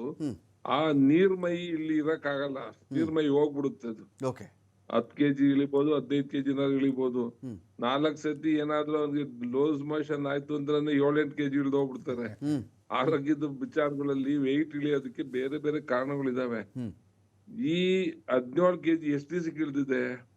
ಸುಮಾರು 2-3 ತಿಂಗಳಾಗೈತೆ ಆತ ಬಂದು ಈಗ ಒಳಕ್ಕೆ ಇಳಿದಿದೆ. ಅದು ಸ್ಟಾಗ್ನೆಂಟ್ ಆಗುತ್ತೆ ಮುಂದೆ. ಇಲ್ಲಿವರೆಗೂ ಏನಾಗಿದೆ, ಅದಕ್ಕೆ ಡಾಕ್ಟರ್ಸ್ ಬೇರೆ ತರ ವೆಯ್ಟ್ ಇಳಿಯಕ್ಕೆ ಕಾರಣ ಇದ್ದಿದ್ರೆ. ಇನ್ನೊಂದು ಕೇಳ್ಬಿಡ್ತೀನಿ ಸರ್. ಈಗ ರಾಜಾತಿಥ್ಯ ಅನ್ನೋ ಒಂದು ಕೇಸ್ ಅಂತ ಬಂದಾಗ ನಮ್ಮೆಲ್ರಿಗೂ ತುಂಬ ಚೆನ್ನಾಗಿ ಗೊತ್ತಿರೋದು, ಇಡೀ ಕೇಸಲ್ಲಿ ಈ ಕಡೆ ದರ್ಶನ್ ಮತ್ತು ಇನ್ನೊಬ್ಬ ವ್ಯಕ್ತಿ ಇರಬಹುದು. ಈ ರೇಣುಕಾಸ್ವಾಮಿ ಕೊಲೆ ಆರೋಪಿಗಳಲ್ಲಿ ದರ್ಶನ್ ಸೇರಿದಂತೆ ಒಬ್ಬರು ಅಥವಾ ಇಬ್ಬರು ಇರ್ಬೋದು ಸರ್. ಈ ಇಡೀ ಎಲ್ಲ ಆರೋಪಿಗಳನ್ನು ಕೂಡ ಯಾರಿಗೂ ರಾಜಾತಿಥ್ಯ ಸಿಗದೇ ಇರಬಹುದು, ದರ್ಶನ್ ಟ್ರೀಟ್ ಮಾಡ್ದಂಗೆ ಬೇರೆಯವ್ರು ಟ್ರೀಟ್ ಮಾಡದೇ ಇರಬಹುದು, ಅವ್ರಿಗೆ ಏನೂ ಸಿಗದೇ ಇರಬಹುದು, ನಾರ್ಮಲ್ ಆಗಿದ್ದಿರಬಹುದು. ಬಟ್ ಎಲ್ಲರೂ ಒಂದೇ ತಗಡಿಯಲ್ಲಿ ತೂಗ್ತಾ ಇದ್ದಾರೆ ಈಗ ಇದು ಜೈಲಲ್ಲಿ ಅಂತ. ಈಗ ಈ ಗ್ಯಾಂಗೆ ಅನ್ನೋ ರೀತಿಯಲ್ಲಿ ಟ್ರೀಟ್ ಮಾಡ್ತಾ ಇದ್ದಾರೆ.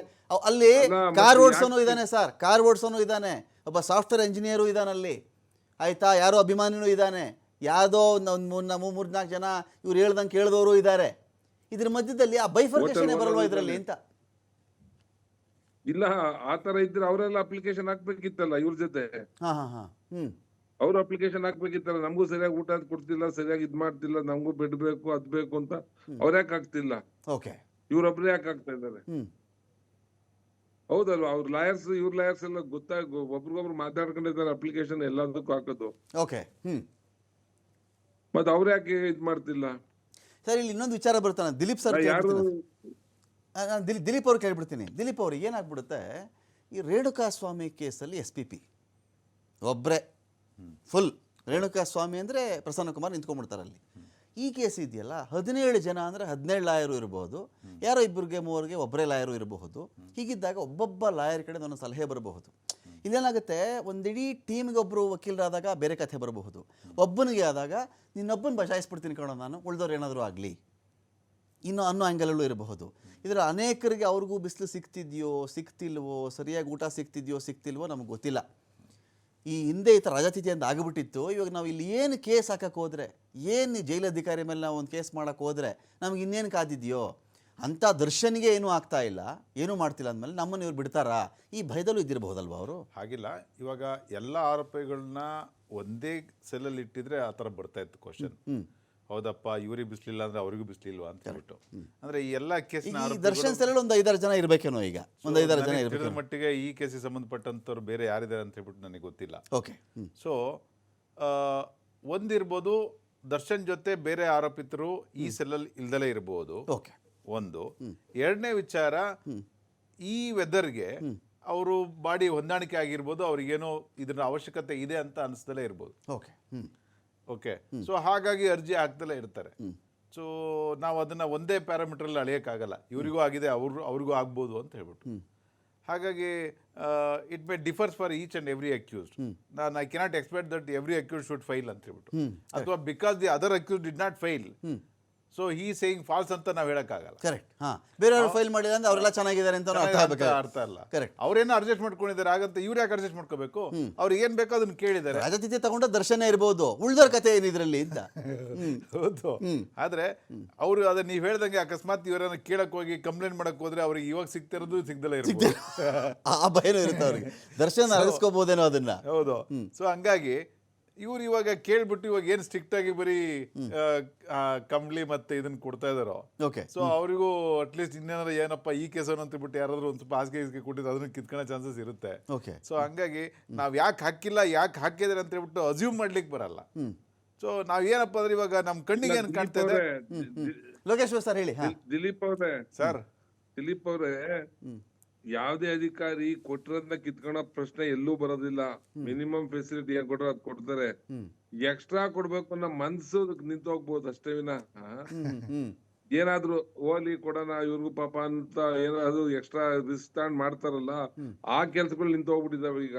ಅದೌದು. ಪ್ರಾಬ್ಲಮ್ ಇಲ್ಲ, ಇದು ಇವ್ರಿಗೆ ಎಕ್ಸ್ಟ್ರಾ ಆರಾಮಾಗಿ ಸಿಕ್ತಿದ್ದು ಇಲ್ದಂಗಾಗಿದೆ. ಬೇರೆ ಸಿಗ್ತಾ ಇರ್ಬೋದು, ಅದಕ್ಕೆ ಅವ್ರು ಕಂಪ್ಲೇಂಟ್ ಮಾಡ್ದಲ್ಲೇನು ಇರ್ಬೋದು, ಅದೂನು ಪ್ರಶ್ನೆ ಇದೆ. ನಾನು ಅವ್ರ ಅಪ್ಲಿಕೇಶನ್ ಹಾಕಿಲ್ಲ ಯಾಕೆಂದ್ರೆ ಕ್ವಶನ್ ಅದಕ್ಕೆ ಹೇಳ್ತಾ ಇರೋದು. ಸಂಭವ ಮ್ಯಾನೇಜ್ ಮಾಡ್ಕೊಳೋ ವಿಚಾರ ಇಂಥದ್ರಲ್ಲಿ ಆಗಬೇಕಾಯ್ತು. 17,000 ಜನ ಆರೋಪಿತರಲ್ಲಿ ನೀವು ಒಬ್ರೇ ಈ ವಿಚಾರನೆ ಪ್ರತಿ ಸತಿ ಕೋರ್ಟ್ಗೆ ತರ್ತಾ ಇರೋದ್ರಿಂದ ಅದು ನಿಮಗ್ ತೊಂದರೆ ಆಗ್ತಿದೆ ಅಂತ ಯಾಕೆ ಯೋಚನೆ ಮಾಡ್ತಿಲ್ಲ ಅನ್ನೋ ಪ್ರಶ್ನೆ ಆಗ್ಬೇಕಿತ್ತು. ಅವ್ರಿಗೆ ಗೈಡ್ ಮಾಡೋಂತ ಅಡ್ವೊಕೇಟ್ಸ್ ಇರ್ಲಿ ಅಥವಾ ವೆಲ್ ವಿಷರ್ಸ್ ಇದನ್ನ ಯಾಕೆ ಯೋಚನೆ ಮಾಡ್ತಿಲ್ಲ ಅಂತ. ಲಿಕ್ವಿಡ್ ವಿಶೇಷ ಮತ್ತೆ ಮುಂದುವರಿಸ್ತಾ ಇದ್ದೀನಿ. ಲೋಕೇಶ್ವರ್ ಸರ್, ಒಂದು ನೇರವಾಗಿ ಒಂದು ಪ್ರಶ್ನೆ ಕೇಳ್ಬಿಡ್ತೀನಿ ಸರ್. ನೀವು ಅನೇಕ ಜೈಲರ್ಗಳನ್ನು ನೋಡಿರ್ತೀರಿ, ಮಾತಾಡಿರ್ತೀರಿ, ಅನೇಕ ರೀತಿಯ, ಅನೇಕ ಸ್ವರೂಪದ, ಅನೇಕ ಬಗೆಯ ಖೈದಿಗಳನ್ನು ಅಥವಾ ಆರೋಪಿಗಳನ್ನು, ವಿಚಾರಣಾಧೀನ ಖೈದಿಗಳನ್ನು, ನಟೋರಿಯಸ್ಗಳನ್ನು ಹ್ಯಾಂಡಲ್ ಮಾಡಿರ್ತೀರಿ, ನೋಡಿರ್ತೀರಿ. ಒಂದು ಜೈಲಲ್ಲಿ ಒಬ್ಬ ವ್ಯಕ್ತಿ ಇಷ್ಟು ಬಾರಿ ಅರ್ಜಿ ಹಾಕೊಳ್ಳೋದು ಒಂದು ಭಾಗ.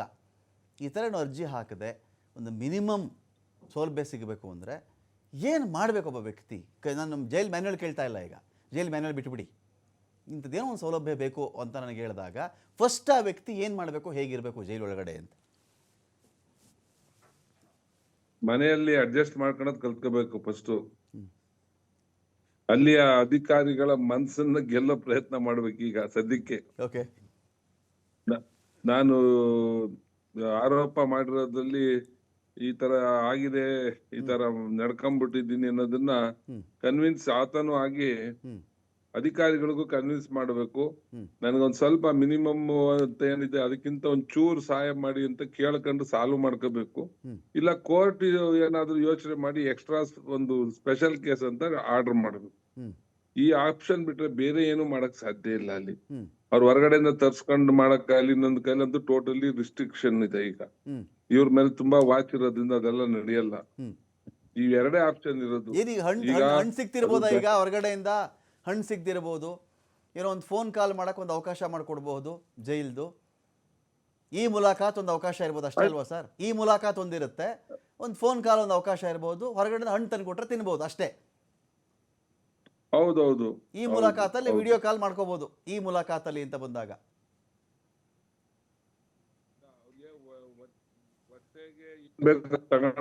ಮಾಡೋದ್ರಲ್ಲಿ ಸಮಸ್ಯೆ ಆಗೋದಿಲ್ಲ. ಒಂದ್ ಸಮಯ ಅವಕಾಶ ಸಿಕ್ಕಿದ್ರೆ ಅದಕ್ಕೂ ಕಷ್ಟ ಇದೆ. ಅಲ್ಲೇ ಕ್ಯಾಂಟೀನ್ ಇದೆ, ಕ್ಯಾಂಟೀನ್ ಅಲ್ಲಿ ಎಲ್ಲ ಸಿಗುತ್ತೆ, ಕೆಲವು ಐಟಮ್ ಹಣ್ಣು ಬಿಸ್ಕತ್ ಈ ತರದೆಲ್ಲ ಸಿಗುತ್ತೆ. ಅವ್ರು ಅಲ್ಲಿ ಅದನ್ನ ಎಂಜಾಯ್ ಮಾಡಕ್ ಅವಕಾಶ ಇದೆ. ಬಟ್ ಲಿಮಿಟೆಡ್ ಮನಿ ಇರುತ್ತೆ, ಲಿಮಿಟೆಡ್ ಮನಿ. ಇವ್ರ ಅಕೌಂಟ್ಗೆ ಹೊರಗಡೆ ದುಡ್ಡು ಹಾಕ್ಬೋದು, ಅದ್ರ ಮಿತಿ ಎಷ್ಟು ಲೋಕೇಶ್ವರ್ ಸರ್? ಇವ್ರದೊಂದು ಖಾತೆ ಇರುತ್ತಲ್ಲ ಅಲ್ಲಿ, ಹೊರಗಿನ ದುಡ್ಡು ಹಾಕಬಹುದಂತಲ್ಲ, ಅದಕ್ಕೆ ಇಷ್ಟಿದ್ರೆ ನಾನು ಬಳಸ್ಕೋಬಹುದು ಅಂತ ಬೇಕರಿ ತಿಂಡಿ ತಿನಿಸುಗಳಿಗೆ. ಇವ್ರು ಎಷ್ಟೇ ಒಂದು ವಾರದಲ್ಲಿ ಎಷ್ಟು ಖರ್ಚು ಮಾಡ್ಬೇಕು ಅನ್ನೋದು ಐಡಿಯಾ ಇಲ್ಲ ನನ್ಗೆ. ಅವ್ರು ಇಷ್ಟು ಖರ್ಚು ಮಾಡಕ್ ಅವಕಾಶ ಇದೆ ಅಲ್ಲಿ. ಕ್ಯಾಂಟೀನ್ ಅಲ್ಲಿ ಹೋಗಿ ಕಾಫಿ ಕುಡಿಯೋದು, ತಿಂಡಿ ತಿನ್ನೋದಕ್ಕೆ ಎಲ್ಲ ಅವಕಾಶ ಇದೆ ಅಲ್ಲಿ. ಬ್ರೆಡ್, ಬಿಸ್ಕತ್, ಹಣ್ಣು ಹಂಪಲೆಲ್ಲ ಕೊಡ್ತಾರಲ್ಲಿ, ಚಾಕ್ಲೇಟ್ಸು ಆತರ ಎಲ್ಲ ಇರುತ್ತೆ. ಎಕ್ಸೆಪ್ಟ್ ಸ್ಮೋಕಿಂಗ್ ಮತ್ತೊಂದು ಇಲ್ಲ, ಇದು ಬಿಟ್ರೆ ಇನ್ನೆಲ್ಲದು ಸಿಗುತ್ತೆ ಅಂತ ನನ್ಗಿರೋ ಮಾಹಿತಿ. ಓಕೆ. ಸೊ ಜೈಲಲ್ಲಿ ಸರ್, ಜೈಲಲ್ಲಿ ನನಗೊಂದು ಫ್ರಾಂಕ್ ಆನ್ಸರ್ ಬೇಕು ಲೋಕೇಶ್ವರ್ ಸರ್ ಇಂದ, ಮುಕ್ತವಾದಂಥ ಉತ್ತರ ಬೇಕು. ಜೈಲಲ್ಲಿರ್ತಕ್ಕ ಪರಪ್ಪನ ಅಗ್ರಹಾರದ 8,000-9,000 ಖೈದಿಗಳು ಯಾರೂ ಇವತ್ತಿಗೆ ಸಿಗರೇಟ್ ಸೇರ್ತಾ ಇಲ್ಲ. ಒಂದೇ ಒಂದು ಸಿಗರೇಟ್ ಒಳಗಡೆ ಸಿಗಲ್ಲ. ಒಬ್ಬರ ಕೈಲೂ ಮೊಬೈಲ್ ಫೋನ್ ಇಲ್ಲ, ಒಬ್ಬರ ಕೈಲೂ ಮಾದಕ ವಸ್ತು ಇಲ್ಲ. ಆ ಸ್ಥಿತಿಯಲ್ಲಿ ಪರಪ್ಪನ ಅಗ್ರಹಾರ ಇದೆ ಅಂತ ನಾವು ನಂಬಬಹುದಾ ಅಂತ? ನೋಡಿ, ನಾನು ಇದನ್ನ ಒಪ್ಪಲ್ಲ. ಇದಕ್ಕೆ ಯಾಕೆಂದ್ರೆ ಅಲ್ಲಿ ಸುಮಾರು 1,000ಕ್ಕೂ ಹೆಚ್ಚು ಸಿಬ್ಬಂದಿ ಕೆಲಸ ಮಾಡ್ತಾರೆ. ಸೊ ಯಾವ ಸಿಬ್ಬಂದಿಯಲ್ಲಿ ಯಾವ ವೀಕ್ನೆಸ್ ಇಂದ ಅವನು ಈ ಸಣ್ಣ ಪುಟ್ಟ ಸಹಾಯಗಳನ್ನು ಮಾಡ್ಕೊಂಡು ಬರ್ತಾ ಇದ್ದಾನೋ ಅದು ಗೊತ್ತಾಗಲ್ಲ. 100% ನೀವ್ ಹೇಳಿದ್ದು ನಿಜ.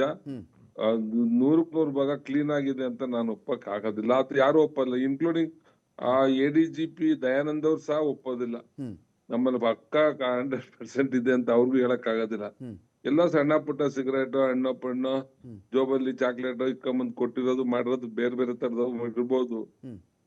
ಆಗಲ್ಲ ಅಂತ ಹೇಳಕ್ ಆಗಲ್ಲ. ನಾನು ಅದನ್ನೇ ಹೇಳಿದ್ದು. ತಾನು ಸ್ವಲ್ಪ ಸಮಯನ ಅರ್ಥ ಮಾಡ್ಕೊಂಡು ಅಲ್ಲಿಯನ್ನ ಅಡ್ಜಸ್ಟ್ ಮಾಡ್ಕೊಂಡು ಹೋಗೋ ಪ್ರಯತ್ನ ಆಗಿದ್ರೆ ಇದೆಲ್ಲ ದೇಶಕ್ಕೆಲ್ಲ ಗೊತ್ತಾಗಂಗೆ ನನ್ಗೆ ಬಿಸಿಲು ಇಲ್ಲ, ಕಾಲ್ಗೆ ಅದಾಗೈತೆ, ಬೆಡ್ ಇದಿಲ್ಲ ಅಂತ ಹೇಳ್ಕೊಂಡು ಈ ಒದ್ದಾಟದ ಸೀನ್ ಅನ್ನ ಕ್ರಿಯೇಟ್ ಮಾಡುವಂತ ಅವಶ್ಯಕತೆ ಇರ್ಲಿಲ್ಲ. ತಾವು ಸ್ವಲ್ಪ ಅಲ್ಲಿ ಸುಧಾರಿಸ್ಕೊಂಡು ಹೋಗ್ಬೇಕಾಗಿತ್ತು. ಯಾಕೆ ಅದು ಗೈಡ್ ಆಗಿಲ್ವೋ ನಮ್ಗೆ ಗೊತ್ತಿಲ್ಲ.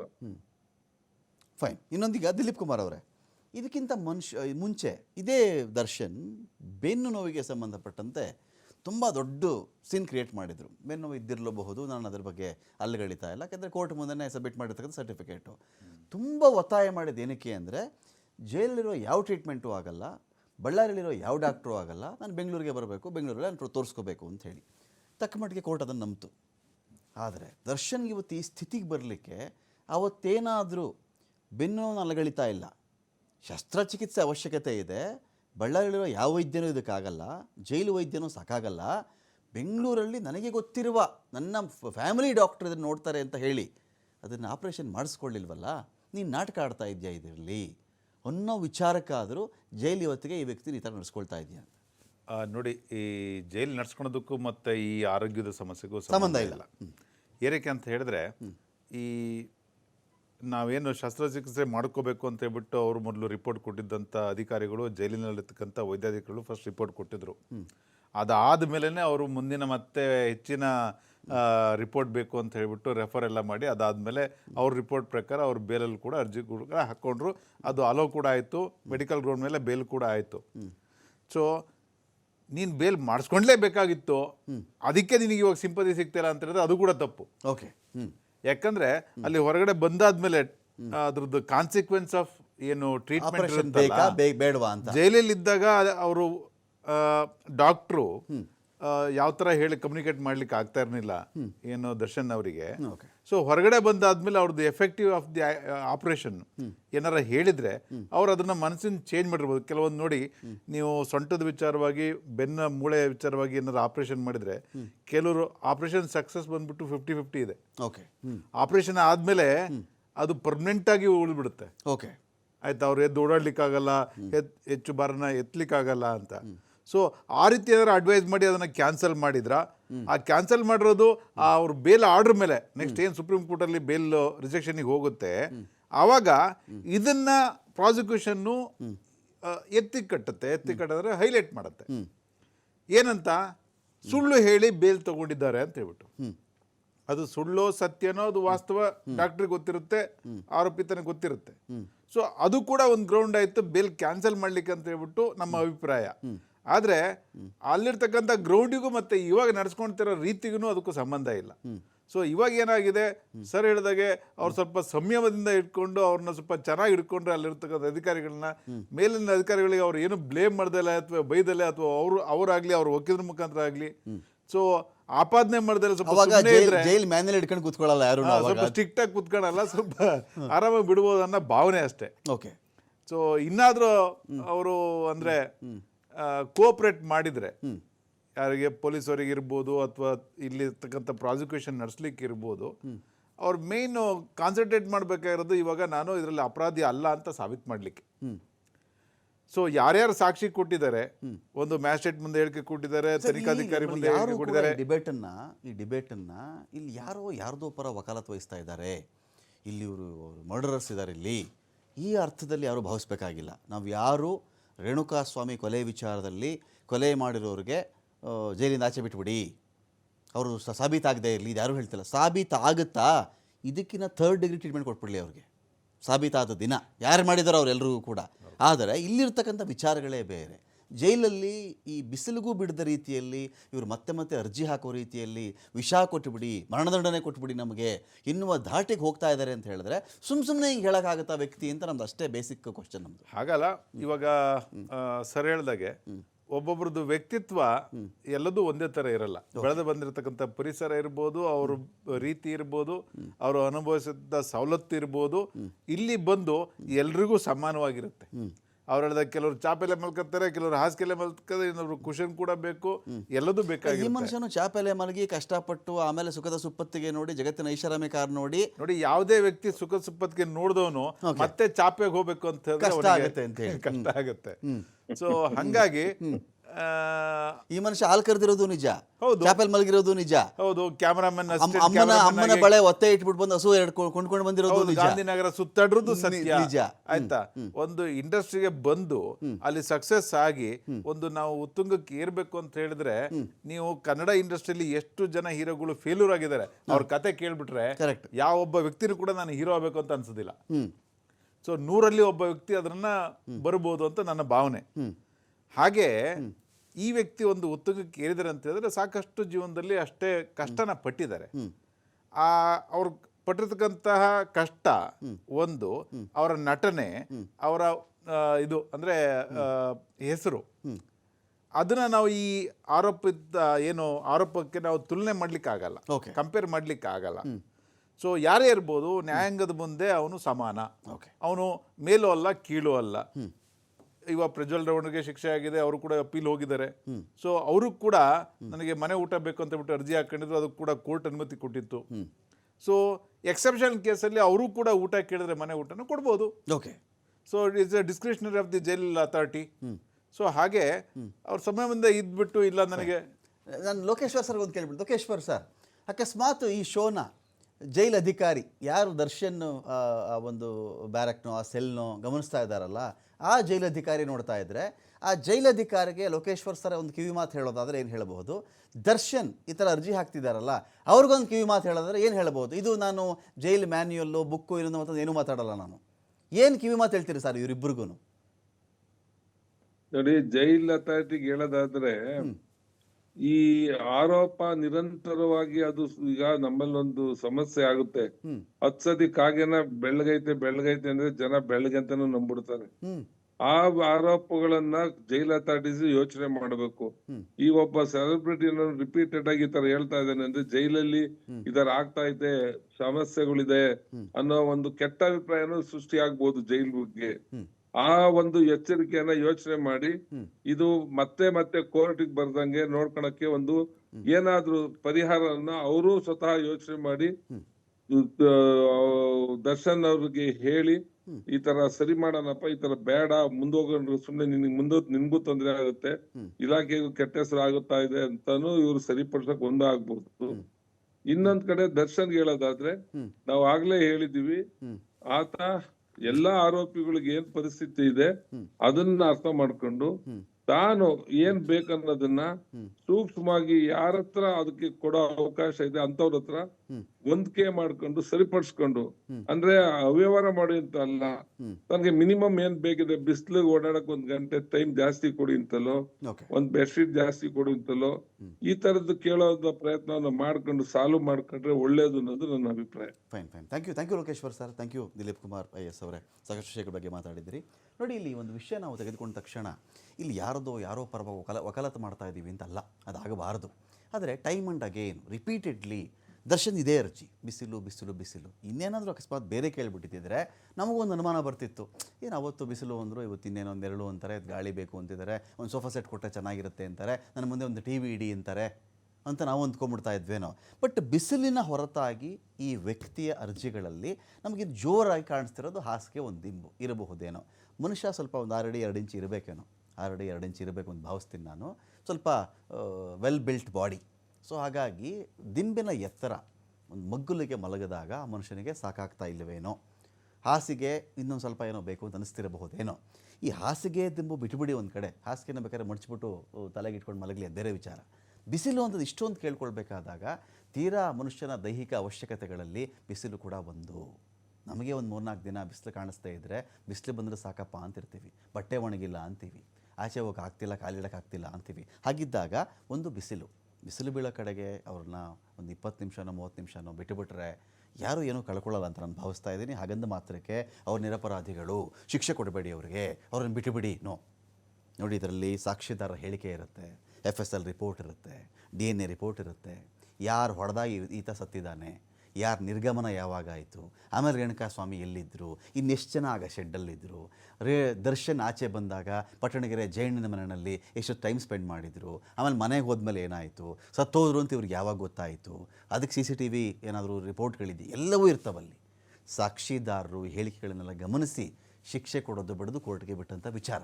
ಇದರ ಮಧ್ಯೆ ಈ ಥರದ ಒಂದು ವಿಷಯ ಬಂದಾಗ ಜೈಲು ಅಧಿಕಾರಿಗಳು, ನಾನು ಬರೀ ದರ್ಶನ್ಗೆ ಅಂತ ಕೇಳ್ತಾ ಇಲ್ಲ, ನಮಗೆ ಗೊತ್ತಿಲ್ಲ, 125 ಎಕರೆ ಒಳಗಡೆ ನಮಗೆ ಬಿಡಲ್ಲ, ಏನೋ ಸತ್ಯ ಇದೆ, ನಾನು ನೋಡಿಬಿಟ್ಟಿದ್ದೀನಿ, ನಾನು ಆ ಥರ ಮಾತಾಡ್ತಿಲ್ಲ.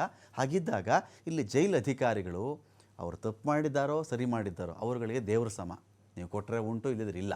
ಆಮೇಲೆ ನೀವು ಕೂಡ ಸ್ವಲ್ಪ ಯೋಚನೆ ಮಾಡಿ ಅಂತ ಹೇಳ್ತಾ ಡಿಬೇಟ್ ಮುಗಿಸ್ತಾ ಇದ್ದೀನಿ. ನಮಸ್ಕಾರ.